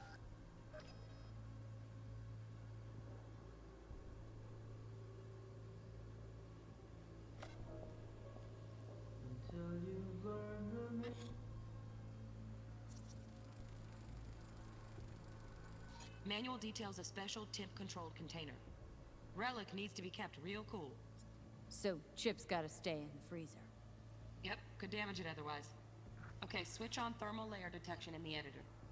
Should be easier to spot where Yorinobu's keeping the chip.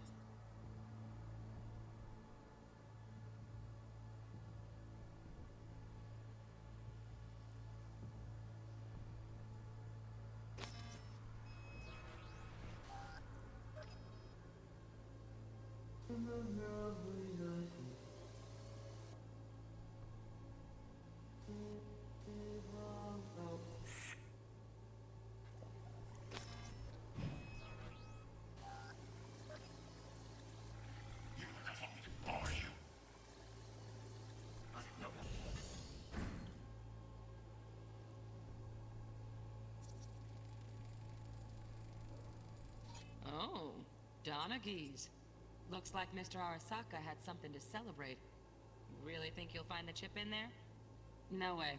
Temp's too low. Could fluctuate. Nice try, though. Then, you shall pass your vehicle. Make yourself comfortable. And you need to finish. Aziz.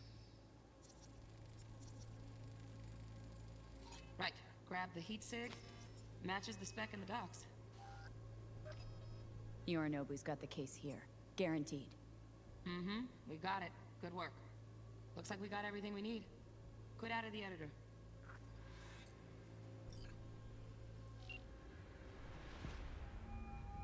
Get everything. When Peterson regained consciousness, it became clear that they were not out of the woods yet. He was catatonic. Really, really bad. And then he was delirious. He thought my husband was his old roommate. Oh, it was horrible. I'll put it on Ev's Did she panic? Yeah. Portable device for handling. I lost a whole bunch of I hair. already uploaded your calibration. I've never been that stressed in my entire life. We'd brought Dad here and it was, like, what did the detox do?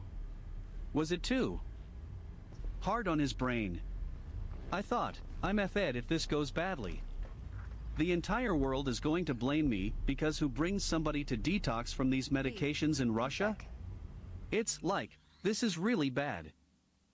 Peterson was transferred to a public hospital near Moscow for people with severe head trauma, basically. It was like a Soviet-era hospital from a movie. But it was full of really, thank God, really skilled doctors. So I went the next day and Dad was back. The doctors had put him on new drugs. He was alert. By now it was February and Peterson had no memory of anything since mid-December. He had even forgotten how to type. And don't Over worry. 8 days he learned to walk again, and was then transferred to another clinic to convalesce. In late February his family flew him to Florida, rented a house in Palm Beach, hired nurses, and thought he would recover. But 10 days later all the old symptoms came back. How you know so much about Unable your- to stop moving, in pain, Peterson was suicidal again. And I was, like, what is going on? Michaela contacted a clinic in Serbia, this, like, top-of-the-world private hospital, and flew her father to Belgrade, where he was diagnosed with akathisia, a condition of restlessness classically linked to benzodiazepine withdrawal. Finally Michaela had found doctors who corroborated her own theory. Cold feet. They prescribed further sedatives and antidepressants and That you're not sending me into the sort of shit I can't wait out of. V, I have 0 reasons to haze you. We're in this together. Really. Trust me that I got this.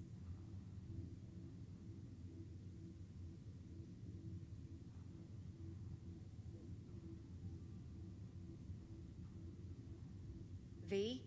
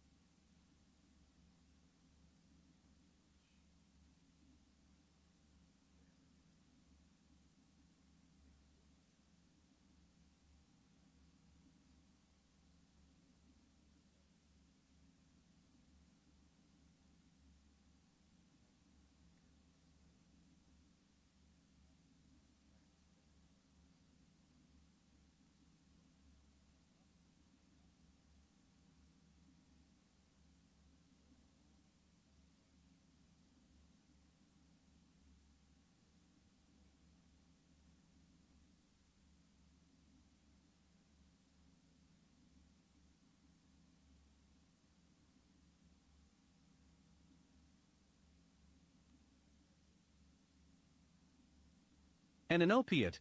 Her father seemed stoned but at least started to relax. What now? Father and daughter released a podcast updating fans on his recovery.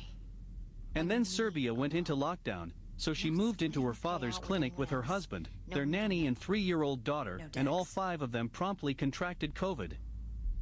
By now my head is spinning. The blizzard of obscure pharmaceutical terminology keeps on coming, as Michaela reels the names of more antibiotics and antidepressants and antipsychotics prescribed to her father, recounting her objections to this one and that one until it all becomes a blur. The long and the short of it is that late last year Peterson flew home to Canada. His akathisia, the intense agitation and restlessness that makes him suicidal, has improved significantly, but not disappeared. No one can understand why it still plagues him. He still isn't free of meds. Having gone through several more doctors in Toronto, Michaela is currently corresponding online with thousands of akathisia sue-errors who are telling me what worked for them. They'll be held to pay. Has she ever, I wonder, felt perceived by the medical profession as the problem? Completely, yes. 100%. I've been problematic for a while. I'll be finished. She starts to laugh. Dex won't forgive a dirt I'm pretty move like pushy this. when I think something is Dex wrong. isn't the only fixer in town. She doesn't have any actual medical training, though, I point out. Doesn't she worry about the responsibility she has assumed for her father's treatment? If you need me, call. But because of my experience of being ill, I've done a lot of research. There's this trust people have of doctors that I don't have. Because doctors are just people, right? This opinion is not uncommon in North America, where surprising numbers regard YouTube as a viable substitute for medical school. Whatever your opinion of Peterson, however, his scrupulous deference to scientific data is indisputable. His public image is defined by scholarly precision. There's no evidence for that, is practically his catchphrase. I am dying to ask him why he submitted to this medical circus, orchestrated by his daughter against his doctor's orders, when we speak the following day. But at the end of this long and often bewildering account from his daughter, I still can't tell if her father will be cogent or incoherent. I don't know what to expect. And Michaela will, of course, be monitoring our conversation. Peterson is as impeccably groomed, composed and meticulously courteous as ever when he appears on Zoom a day later. He looks gaunt and pale, though, and I'm struck by an overwhelming sense of his vulnerability. Christmas Day, 2020, in Toronto. Clockwise from left, Jordan, Michaela, and husband Andre, Julian, Jordan's son, with son Elliot and wife Jillian, Tammy with granddaughter Scarlett Eliana Alon. As the professor is famously data-driven, I ask what medical evidence was so compelling that it persuaded him to detox in Moscow. He looks slightly blank. I don't remember anything. From December 16th of 2019 to February 5th, 2020, he says, I don't remember anything at all. He reassures me that he did, nonetheless, consent to being treated in Moscow, so again I ask why. Well, I went to the best treatment clinic in North America. And all they did was make it worse. So we were out of options. And the flathead? Nothing yet. On it now. T-Bug says no chance at that chip without that bot. To work then, Miss V.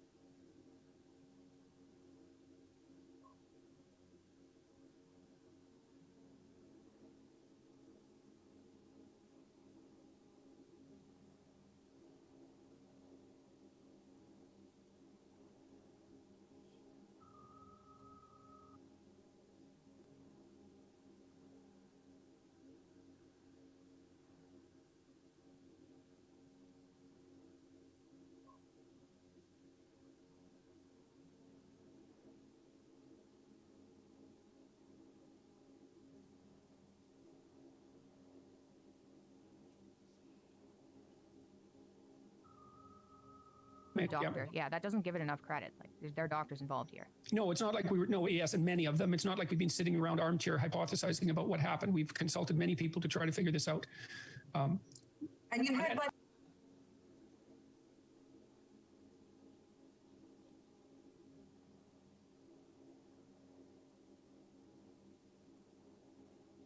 Well, partly I was, you know, my life was an absolute whirlwind at that. That was extraordinarily stressful. It wasn't clear to me whether my job was going to continue. So, you know, there were other issues. Plus, I was at the epicenter of this incredible controversy, and there were journalists around me constantly, and students demonstrating, and it was a very hectic time. In any case, I took the benzodiazepines. I didn't take the sleeping pills. I think I took them 2 or 3 times and just stopped. But the benzodiazepines allowed me to sleep again. And it was a very stressful time. And they were prescribed for 2 a day, and I just took them. And it wasn't like I couldn't feel them. I wasn't taking a high enough dose so that I could actually detect the effects of the sedation. They weren't sedating me at all. They just stopped whatever had happened to me, which I still don't really understand. You know, we have a hypothesis that it was a allergic reaction to the chemical that Michaela described, but it was strange that the 3 of us were affected by it and no one else as well. Anyhow, well, in any case, that's what the psychiatrist said, is that when you go off of SSRIs, you can be neurologically sensitive to chemicals. Yeah, well, that's a reasonable... That lines up. Yeah, and I was probably... Our theory. Like, we did Fair talk enough. to a doctor. Yeah, that doesn't give it enough credit. Like, there are doctors involved here. No, it's not like we were... No, yes, and many of them. It's not like we've been sitting around armchair hypothesizing about what happened. We've consulted many people to try to figure this out. Around armchair hypothesizing. There are doctors involved here. No, it's not like we were... Like, we did Fair talk enough. to a doctor. Yeah, that doesn't... That lines up. SSRIs. You can be neurologically sensitive to chemicals. Yeah, well, that's a reasonable... That lines up. You can be neurologically... That's what... One else as well. Anyhow, well, in any case...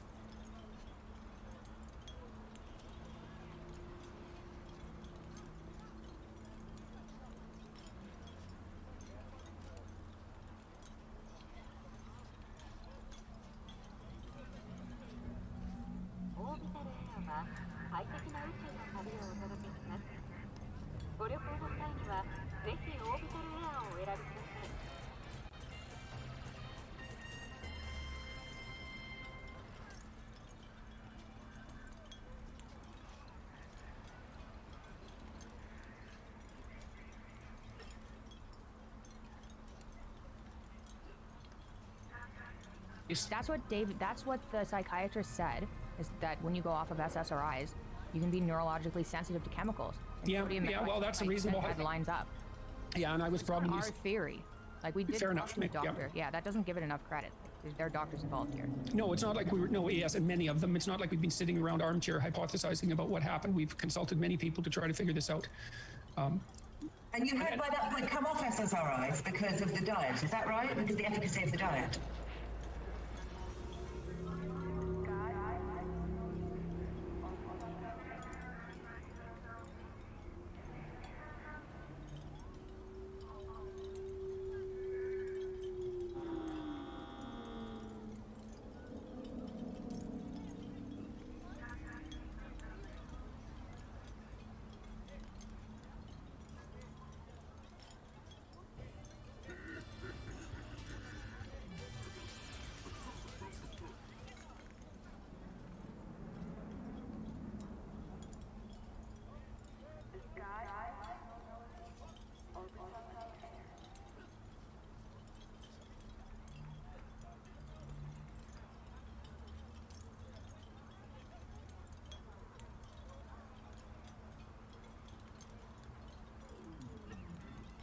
Yes, and the diet... Because of the diet, is that right? And you had by that point come off SSRIs because of the diet, is that right? Because of the efficacy of the diet? Yes, and the diet did a lot of different things. It had a lot of different effects on me. One of the most marked effects immediately was that I stopped snoring, and that happened within a week. It was very, very surprising to me. And then I had psoriasis, and that cleared up, and I had gum disease, and that cleared up, that's not curable, gum disease. So it's treatable, but not curable, but it's completely cleared up. And I lost 70 pounds over about a 7-month period. So it was, the transformation was, and I lost, that's not curable gum disease. So it's treatable, but not curable, but it's completely cleared up. And I lost 70 pounds over about a 7-month period.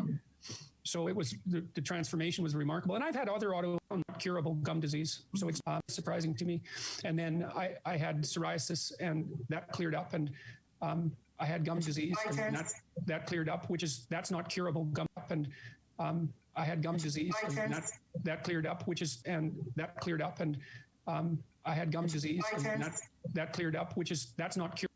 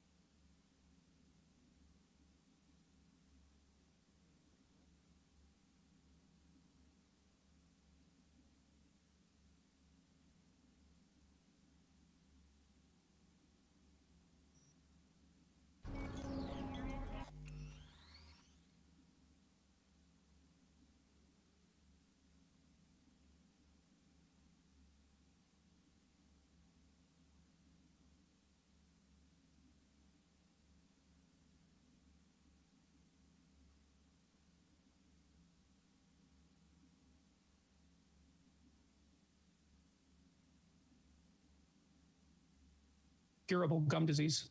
I had gum disease, and then I had psoriasis, and that cleared up. And I had gum disease, and that cleared up, that's not curable.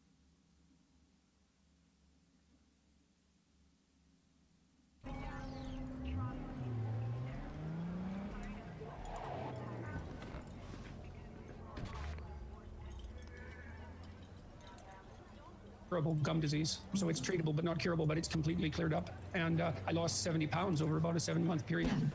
So it was, the transformation was remarkable. And I've had other autoimmune symptoms in my life. I had alopecia areata at one point and thought I was going to lose all my hair, but luckily that stopped. And I had this condition called peripheral uveitis, which is an inflammation in the tissue of the eye, and markers on my fingernails for autoimmune, like an autoimmune condition, your body attacks its own cells, and I had markers for that as well. So and I have had a lengthy history of mouth ulcers. But there's never been a formal diagnosis of the nature of the autoimmune disorder. Yeah, there was twice in the last year. Okay. In Russia and in Serbia, they did blood tests. Dad?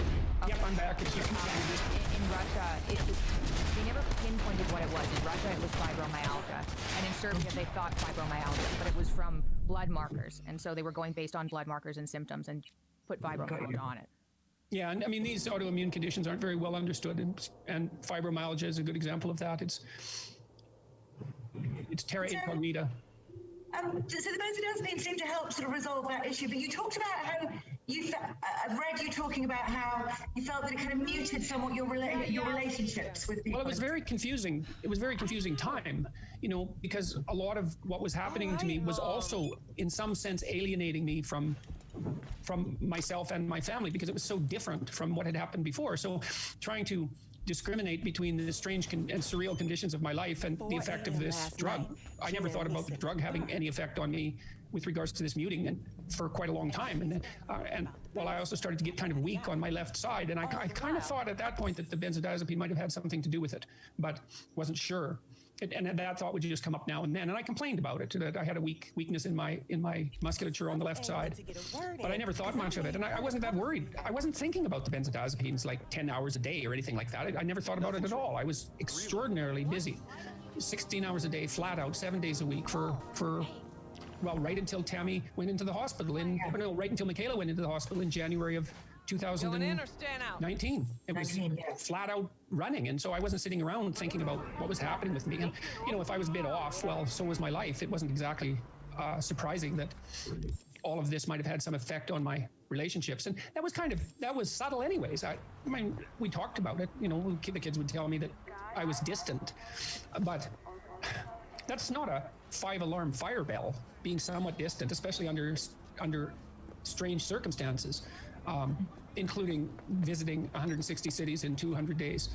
Jesus. And I was functioning, obviously. I mean, I gave a different lecture every night. Were you enjoying yourself? Yeah, it was amazing. Yeah. It was amazing. And I don't think enjoying myself doesn't really...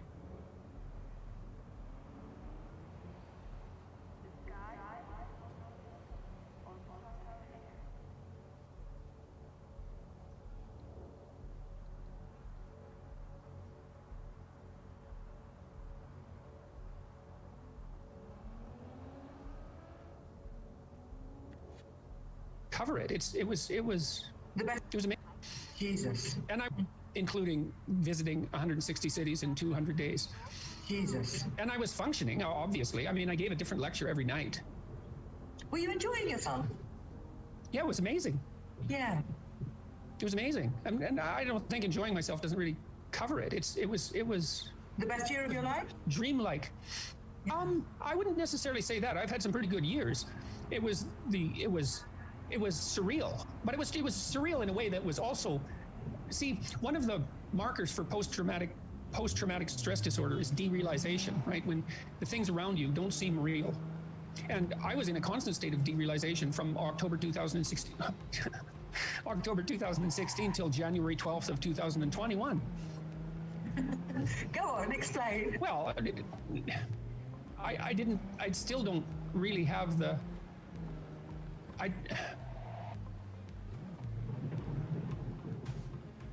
well, I'll give you an example.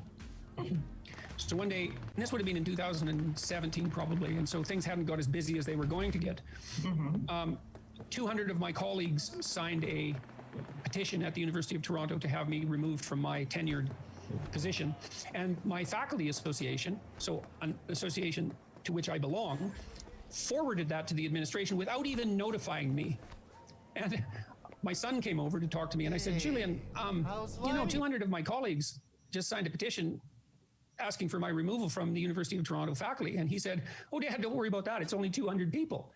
And we had got to the point by that time where that sort of event was, well, produced exactly the kind of response he had. Like, under normal circumstances, I believe, for anyone who's employed by an organization, the news that 200 of their colleagues had conspired inappropriately to bring about their demise would be enough to rattle them into silence permanently, instantly.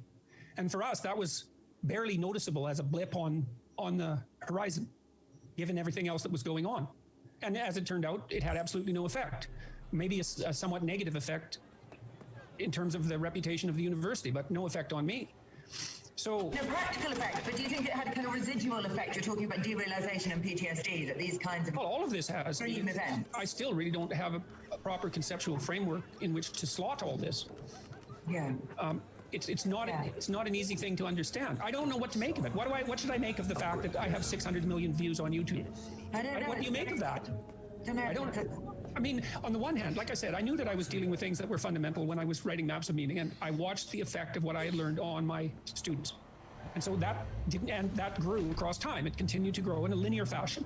And so, in some sense, that's not that surprising, because all of the ideas in Maps of Meaning, which is really where I've derived most of the ideas, or many of the ideas, for my book 12 Rules and for the new one, I studied people whose work I thought was profound, and was able to integrate that and to disseminate it. And so the fact that profound thoughts had effects on people isn't that surprising. And I'm not saying that they were my thoughts, because Maps of Meaning has a very lengthy bibliography, and I use ideas that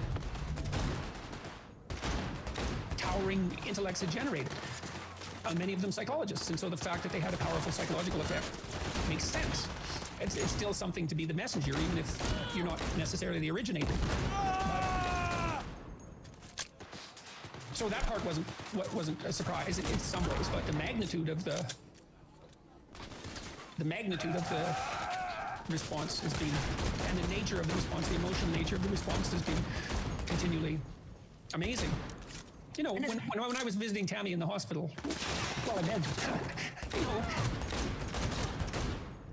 not only did all of these things occur on the social front, you got to think about it this way. I've watched people respond to being attacked on Twitter. So they'll post something or write a paper and 20 people will go after them on Twitter, and that'll produce a bit of a storm. And they usually apologize profusely and back the hell off and disappear. It's really, really emotionally hard on people to be attacked publicly like that.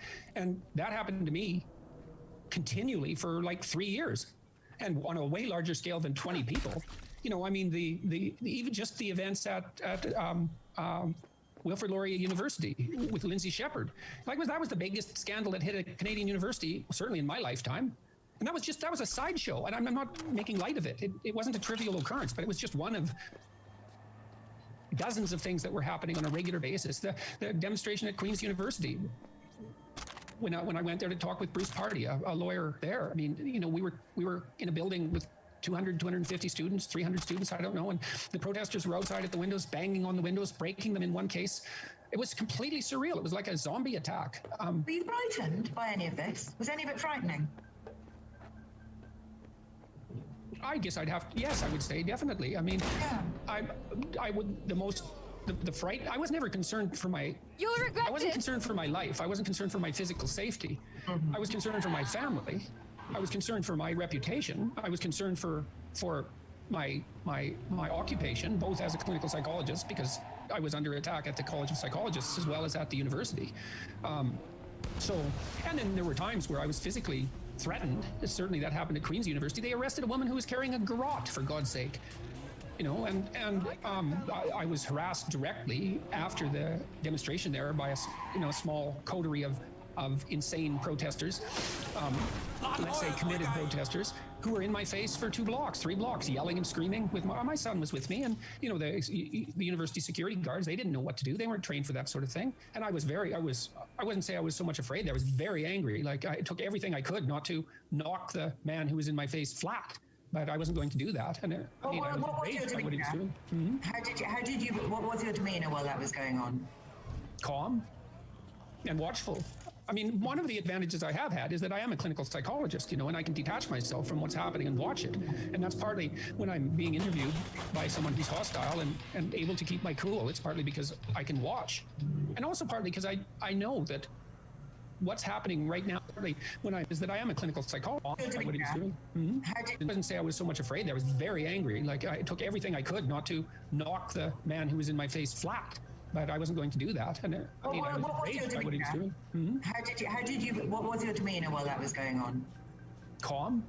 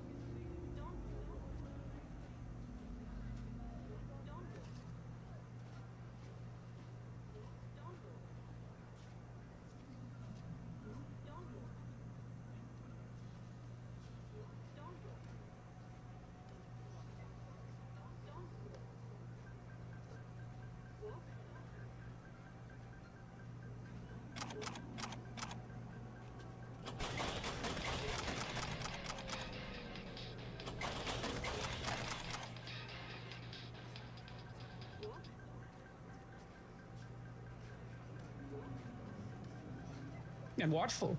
I mean, one of the advantages I have had is that I am a clinical psychologist, you know, and I can detach myself from what's happening and watch it. And that's partly when I'm being interviewed by someone who's hostile and able to keep my cool. It's partly because I can watch. And also partly because I know that what's happening right now isn't the whole story. You know, it's especially true in the modern world with an interview. It's like the interview can be very hostile, and that by no means that I'm under attack. It just feels like that in the moment. Like with the interview with Kathy Newman, for example, on Channel 4, or there was another interview done by a woman who works for GQ, which I think has been viewed, it's been viewed 22 million times, I believe, at the moment. So it's just under the Kathy Newman video in terms of number of viewers. That was a very, very animus-possessed interview. She was on my case right from the moment I walked into the room, essentially. And presumably you knew that would be the case. I mean, Helen Lewis is a very established feminist, professional feminist.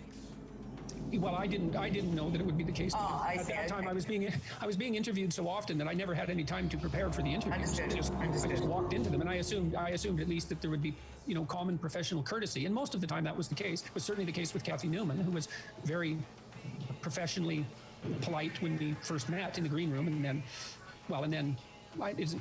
then went on the attack, I suppose, when she was interviewing me. But both of those interviews, the tide turned, and it was very, very strange with the Kathy Newman interview, because first of all, people were rather sympathetic to me, and then she reported being harassed, especially online, and then so the sympathy sort of moved over to her side of the equation, let's say, and then for one reason or another, it shifted back to me. But did you enjoy them in real time during those 2 hours with Helen nearly and half an hour with Kathy? You didn't enjoy a second of it? No. Oh, yes. With Kathy, I enjoyed a second of it. Which second? Well, when she stopped. When I see, there was one point where she was reduced to silence, and he stopped. When enjoy a second of it. Sympathy sort of moved over to her side of the, especially online. She reported being harassed, especially on me, and it was interviewing me. But both of those interviews, the tide turned, and it was very, very strange with the Kathy Newman interview, because first of all, people were rather sympathetic to me, and then she reported being harassed, especially online, and then so the sympathy sort of moved over to her side of the equation, let's say, and then for one reason or another, it shifted back to me. But did you enjoy them in real time during those 2 hours with Helen nearly and half an hour with Kathy? You didn't enjoy a second of it? No.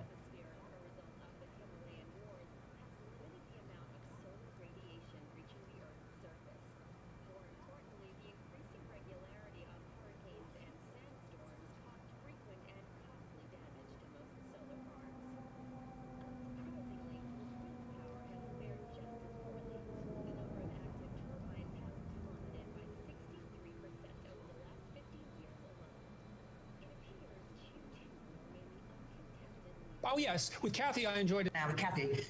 Did you enjoy them in real time during those 2 hours with Helen nearly and half?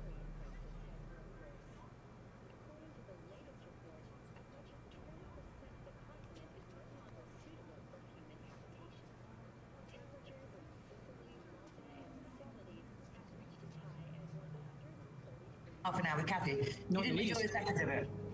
No. Oh, yes. With Kathy, I enjoyed a second of it. Which second? Well, when she stopped.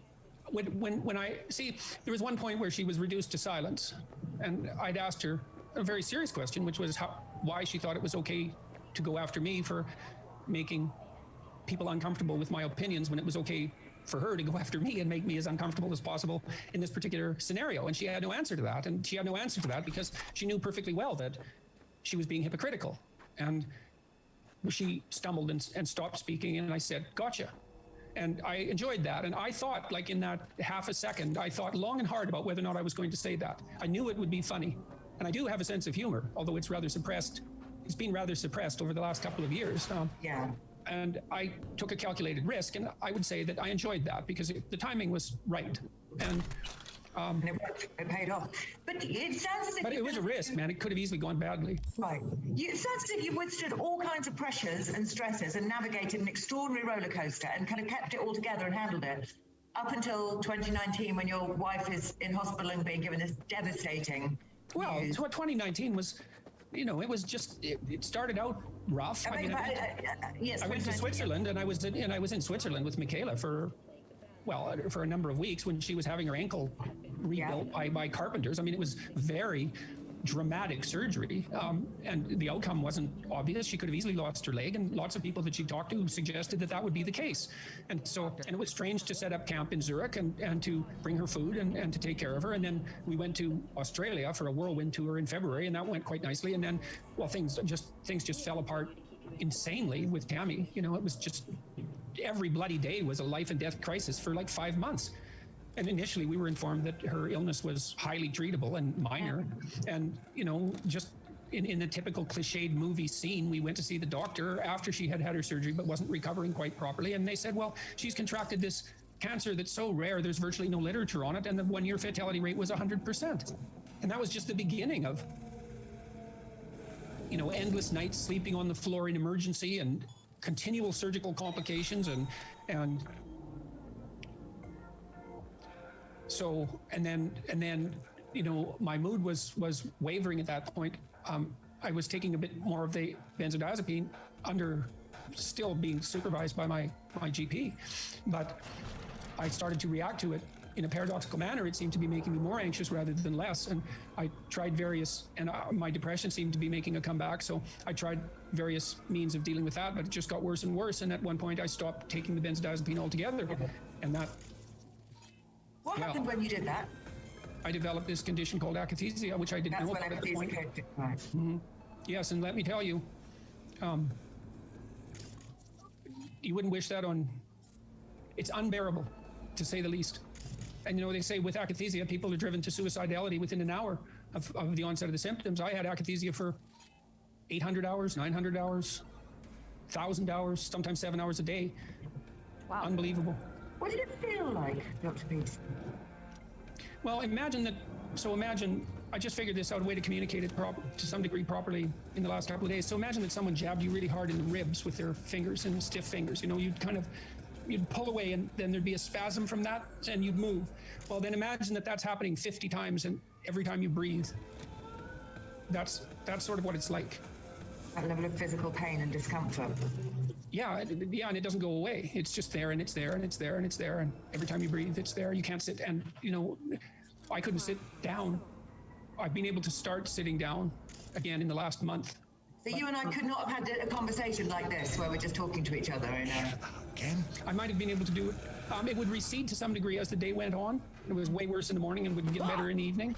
Mm-hmm. So it would have depended on the time of day, but certainly, even now, you know, I really don't get going until 2 o'clock or so in the afternoon. Right. My morning schedule is still very, very rigid, but it's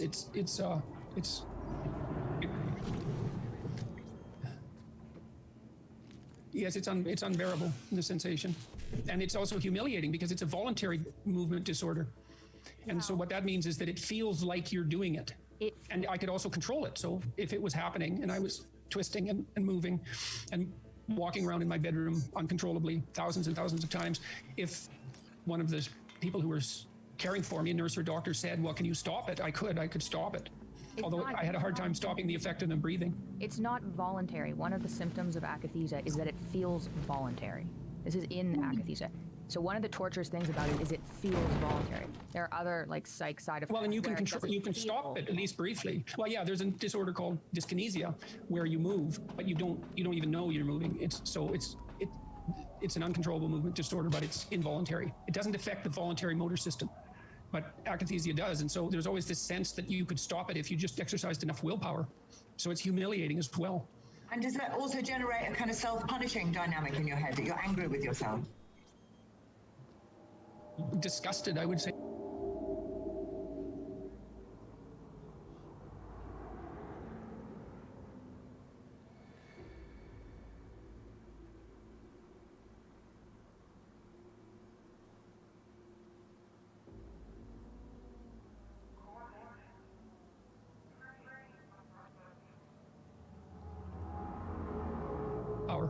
So it's humiliating as well.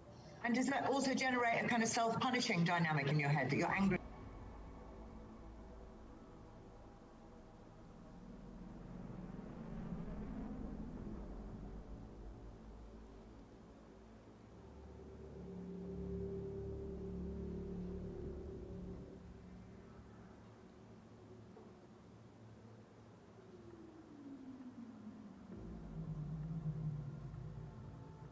with yourself?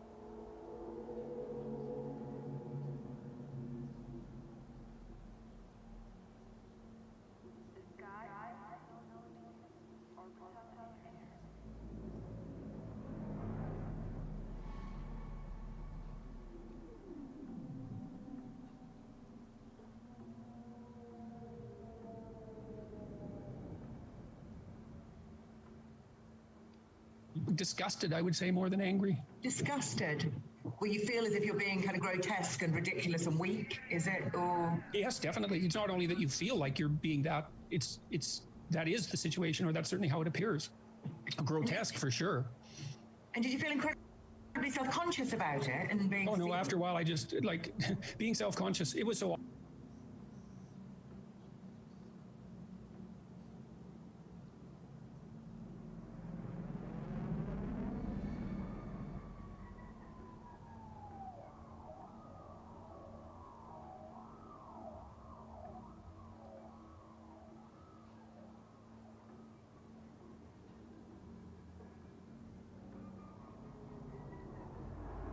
Options. The judgment of my family was that I was likely going to die in Toronto. Why would he put his life in the hands of his family and not the medical profession? I had put myself in the hands of the medical profession. And the consequence of that was that I was going to die, he repeats blankly. So it wasn't that the evidence from Moscow was compelling. It was that we were out of other options. I'm curious about the extent to which his mental health was troubling him in the months and years leading up to the crisis. On his book tour, he delivered a D-Rent lecture each night at 160 cities in 200 days, addressing crowds of many thousands. Fated as a psychological authority in possession of all the answers, busy dispensing advice to fans about their mental health, how worried was he about his own? Well, I don't think it's a mental health issue. I think it's a physical health issue. I have an autoimmune disorder of some sort, and much depression is autoimmune in nature. Now I'm confused all over again. Throughout all his medical ordeals, there wasn't ever a formal diagnosis of an autoimmune disorder, was there? Yeah, there was, Michaela jumps in. In Russia and in Serbia. Fibromyalgia. That isn't an autoimmune condition, is it? I mean, Peterson says vaguely, these sort of autoimmune conditions aren't very well understood, and fibromyalgia is a good example of that. It's terra incognita. Then he starts talking instead about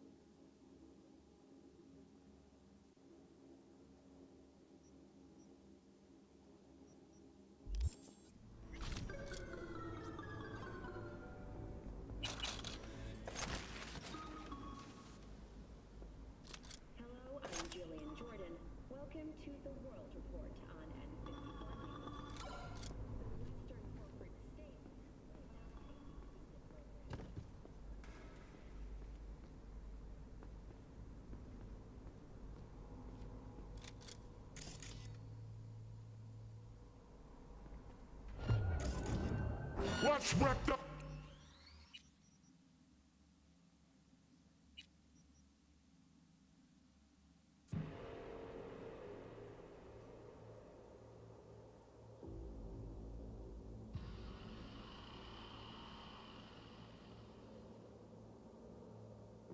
Post-traumatic stress disorder. One of the markers for post-traumatic stress disorder is derealization. Like when the things around you don't seem real. And I was in a constant state of derealization from October 2016 till, he checks the day's date with a mirthless chuckle, January 12th of 2021. Being Jordan Peterson, he explains, has involved 5 years of untold pressure. I was at the epicenter of this incredible controversy, and there were journalists around me constantly, and students demonstrating. It's really emotionally hard to be attacked publicly. Like that. And that happened to me continually for, like, 3 years. In 2017, 200 of his colleagues signed a petition at the University of Toronto to have me removed from my tenured position. And my faculty association forwarded that to the administration without even notifying me. When he gave a talk at Queen's University in Kingston, Ontario, protesters were banging on the windows. It was like a zombie attack. They arrested a woman who was carrying a garrote, for God's sake. And I was harassed directly after the demonstration by a small coterie of insane protesters who were in my face for 2 blocks, 3 blocks, yelling and screaming. Was it frightening? I guess I'd have to say yes, definitely. I was concerned for my family. I was concerned for my reputation. I was concerned for my occupation. And other things were happening.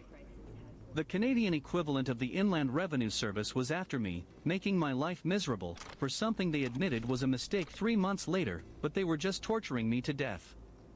The College of Psychologists that I belonged to was after me because one of my clients had put forth a whole sequence of specious allegations.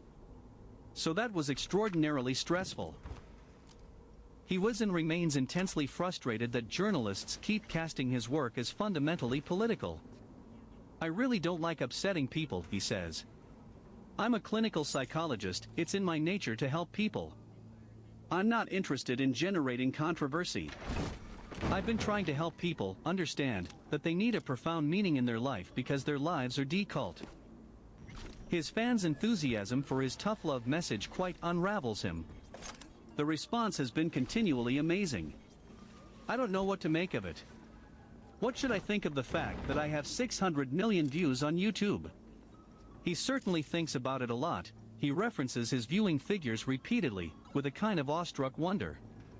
So it's the scale of exposure that's, well, I mean, it's not unparalleled, because there is no shortage of famous people, but it's certainly unparalleled for me. I mean, when all this hit me I was already 55 or something. I'd labored under relative obscurity. But now I've had this incredible view into the Sioux airing of thousands and thousands of people, and I can't go out without people coming up to me. And they're usually quite emotional, and I'm. His voice trembles, then cracks. You don't have conversations like that often, outside of the clinical sphere. So part of what's overwhelming to me is how it's direct evidence of how little encouragement so many people get. His face crumples into tears.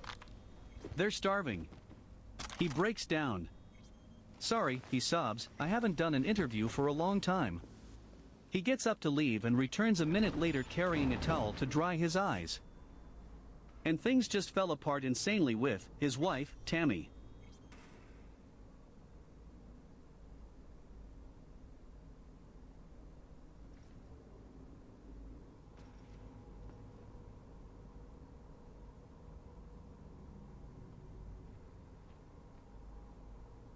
Tammy. Every day was life and death and crisis for 5 months. The doctor said, well, she's contracted this cancer that's so rare there's virtually no literature on it, and the 1-year fatality rate is 100% or so. Endless nights sleeping on the floor in emergency, and continual surgical complications. He looks shell-shocked. So I took the benzodiazepines. Those drugs are notoriously addictive, I point out. He had surely heard enough horror stories about housewives hooked on Valium in the 1960s to be wary? No, I really didn't give it a second thought. they were prescribed, and I just took them. Maybe they really were the cause of all his problems. The more he talks, though, the more I wonder whether toxic masculinity might have been a culprit too. His family history of depression might tell us something about the price to be paid for his bootstrap philosophy, that when life became excruciatingly stressful, Peterson's stand-up, man-up, suck-it-up mentality didn't work. At the very point when the most famous public intellectual on the planet was preaching a regime of order and self-discipline, he was privately in chaos. Parallels with Donald Trump come to mind. Another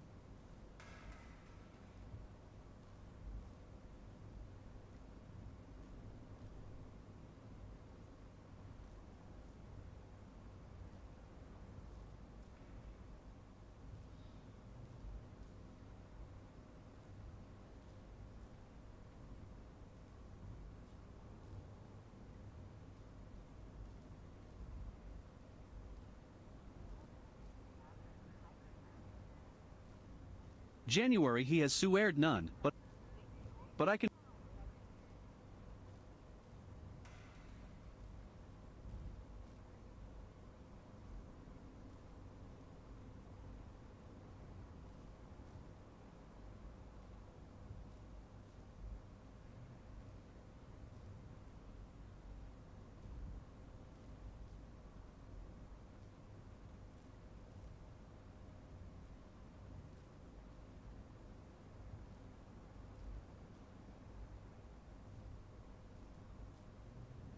Those drugs are notoriously addictive.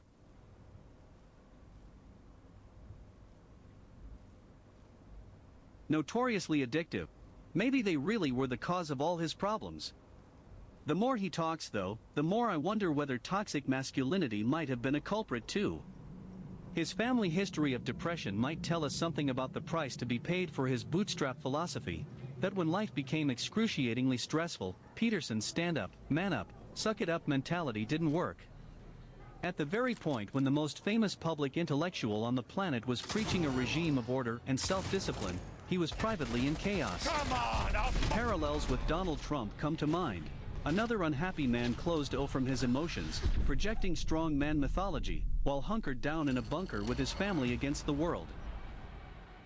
Peterson's critics will undoubtedly point out that he built an entire intellectual philosophy upon the principle that life is all about pain and swearing, that the strong, manly response is to square one's shoulders and battle through it, not to take drugs to numb the pain. No, I've never said that. Look, if you're a viable clinician, you encourage people to take psychiatric medication when it's appropriate. What I really encourage in people is to understand that it isn't useful to allow your swearing to make you resentful. And, believe me, I've had plenty of temptation to become resentful about what's happened to me in the last 2 years. When I watched the podcast he made last June with Michaela in Belgrade, I tell him, I thought he looked angry, and wondered who or what he was angry with. Well, pain will make you angry. Is any part of Peterson angry with himself for taking benzodiazepines? He hesitates. I wouldn't say angry. But it's not like I failed to see the irony. That was another thing that continues to make it difficult to stomach. You know, should I have known better? Possibly. Michaela interrupts sharply. Well, but he continues. I mean, I did do my thesis on alcoholism. She raises her voice and waves her arms. This is hold up, hold up. You had a side ECT from a medication. Should you have known better that benzodiazepines can cause akathisia in people who take SSRIs? No, Peterson defers. Enunciating each word, she spells out, this wasn't a benzodiazepine dependency problem. This was an akathisia side EECT from psych meds. Her father nods. Right. Yes, that's right. Michaela checks the time. We have to wrap up. He glances up. I'm doing okay, by the way. Yeah, I know. But still. Is he absolutely sure, I try once more, that what he experienced wasn't an understandable response to intolerable stress? There's no way akathisia is that, Michaela snaps. Peterson's wife is making a miraculous recovery from cancer. His greatest source of stress right now is fear that the akathisia will come back. It's unbearable. And there's always this sense that you could stop it, if you just exercised enough willpower. So it's humiliating as well. Does it generate a self-punishing voice in his head, accusing him of being weak? Yes, definitely. He worries that akathisia must look like weakness to everyone else too.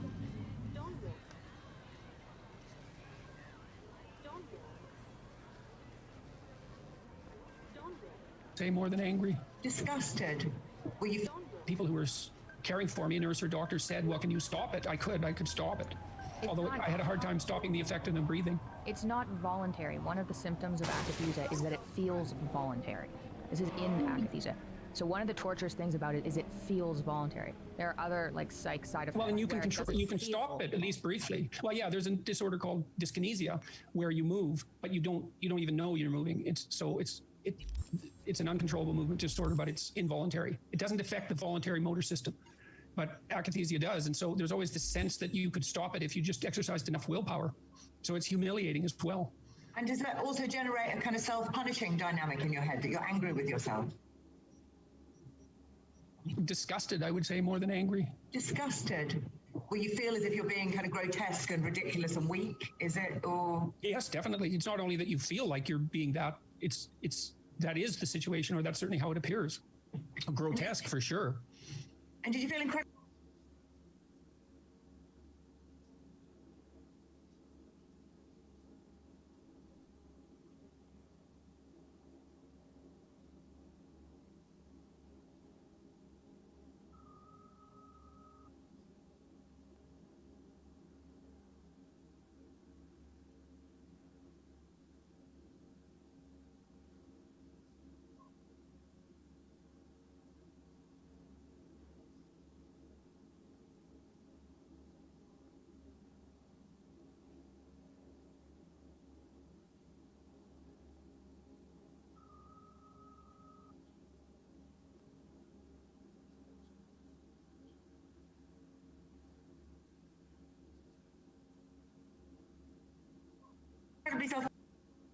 Self-conscious about it and being... Oh no, after a while I just, like, being say more than angry. Disgusted. Say more than angry, and the breathing. It's not voluntary. One of the symptoms of akathisia is that it feels voluntary. This is in akathisia. So one of the torturous things about it is it feels voluntary. There are other, like, psych side effects. Well, and you can control, you can stop it, at least briefly. Well, yeah, there's a disorder called dyskinesia where you move, but you don't even know you're moving. It's an uncontrollable movement disorder, but it's involuntary. It doesn't affect the voluntary motor system, but akathisia does. And so there's always this sense that you could stop it if you just exercised enough willpower. So it's humiliating as well. And does that also generate a kind of self-punishing dynamic in your head, that you're angry with yourself? Disgusted, I would say, more than angry. Disgusted? Where you feel as if you're being kind of grotesque and ridiculous and weak, is it? Or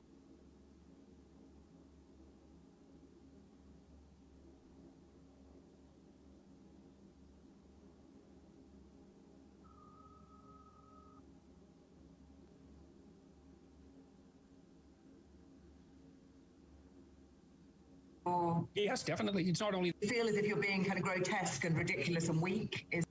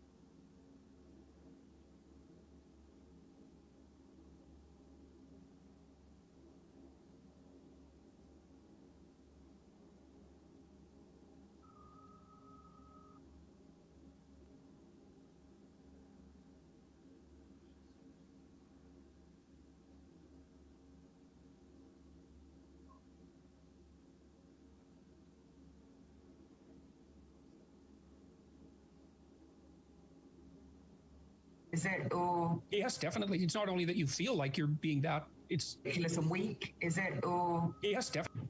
will you feel as if you're being kind of grotesque? Disgusted, I would say, more than angry. Disgusted. Will you feel as if you're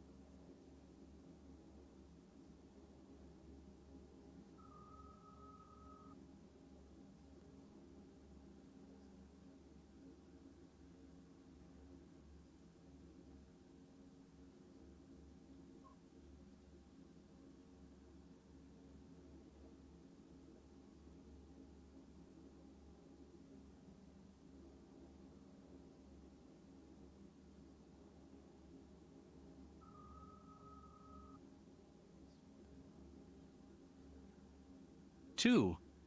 It's certainly how it appears. Grotesque, for sure.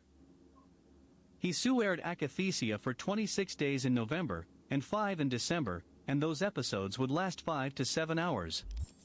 So far in January he has aired none, but I can feel it lurking.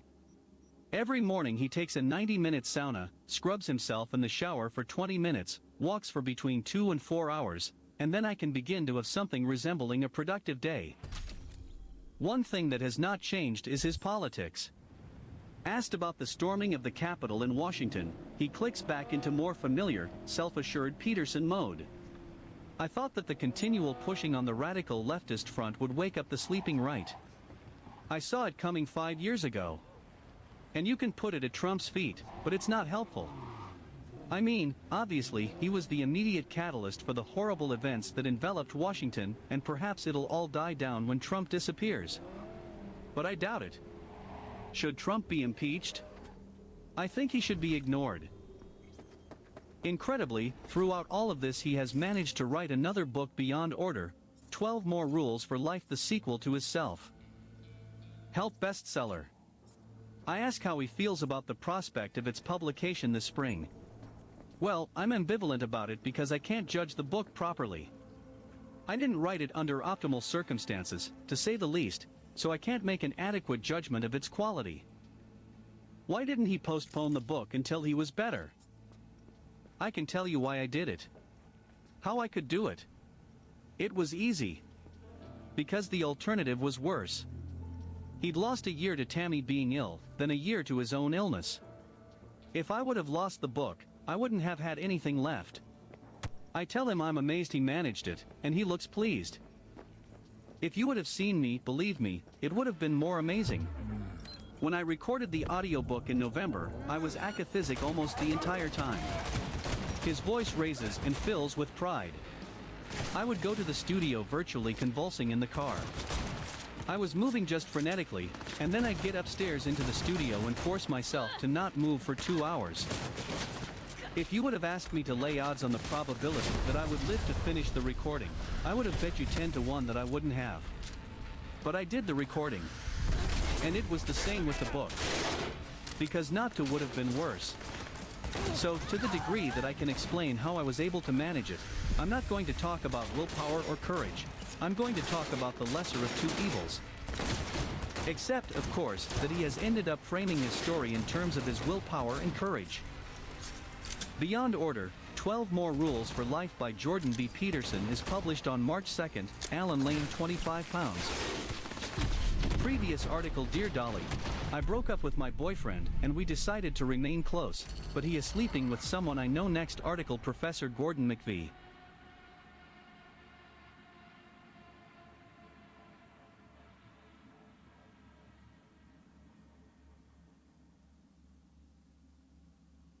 Book Beyond Order, 12. Incredibly, one thing that has not changed is his politics. Book Beyond Order, 12 More Rules for Life, the sequel to his Self. Help bestseller. I ask how he feels about the prospect of its publication this spring. Well, I'm ambivalent about it because I can't judge the book properly. I didn't write it under optimal circumstances, to say the least, so I can't make an adequate judgment of its quality.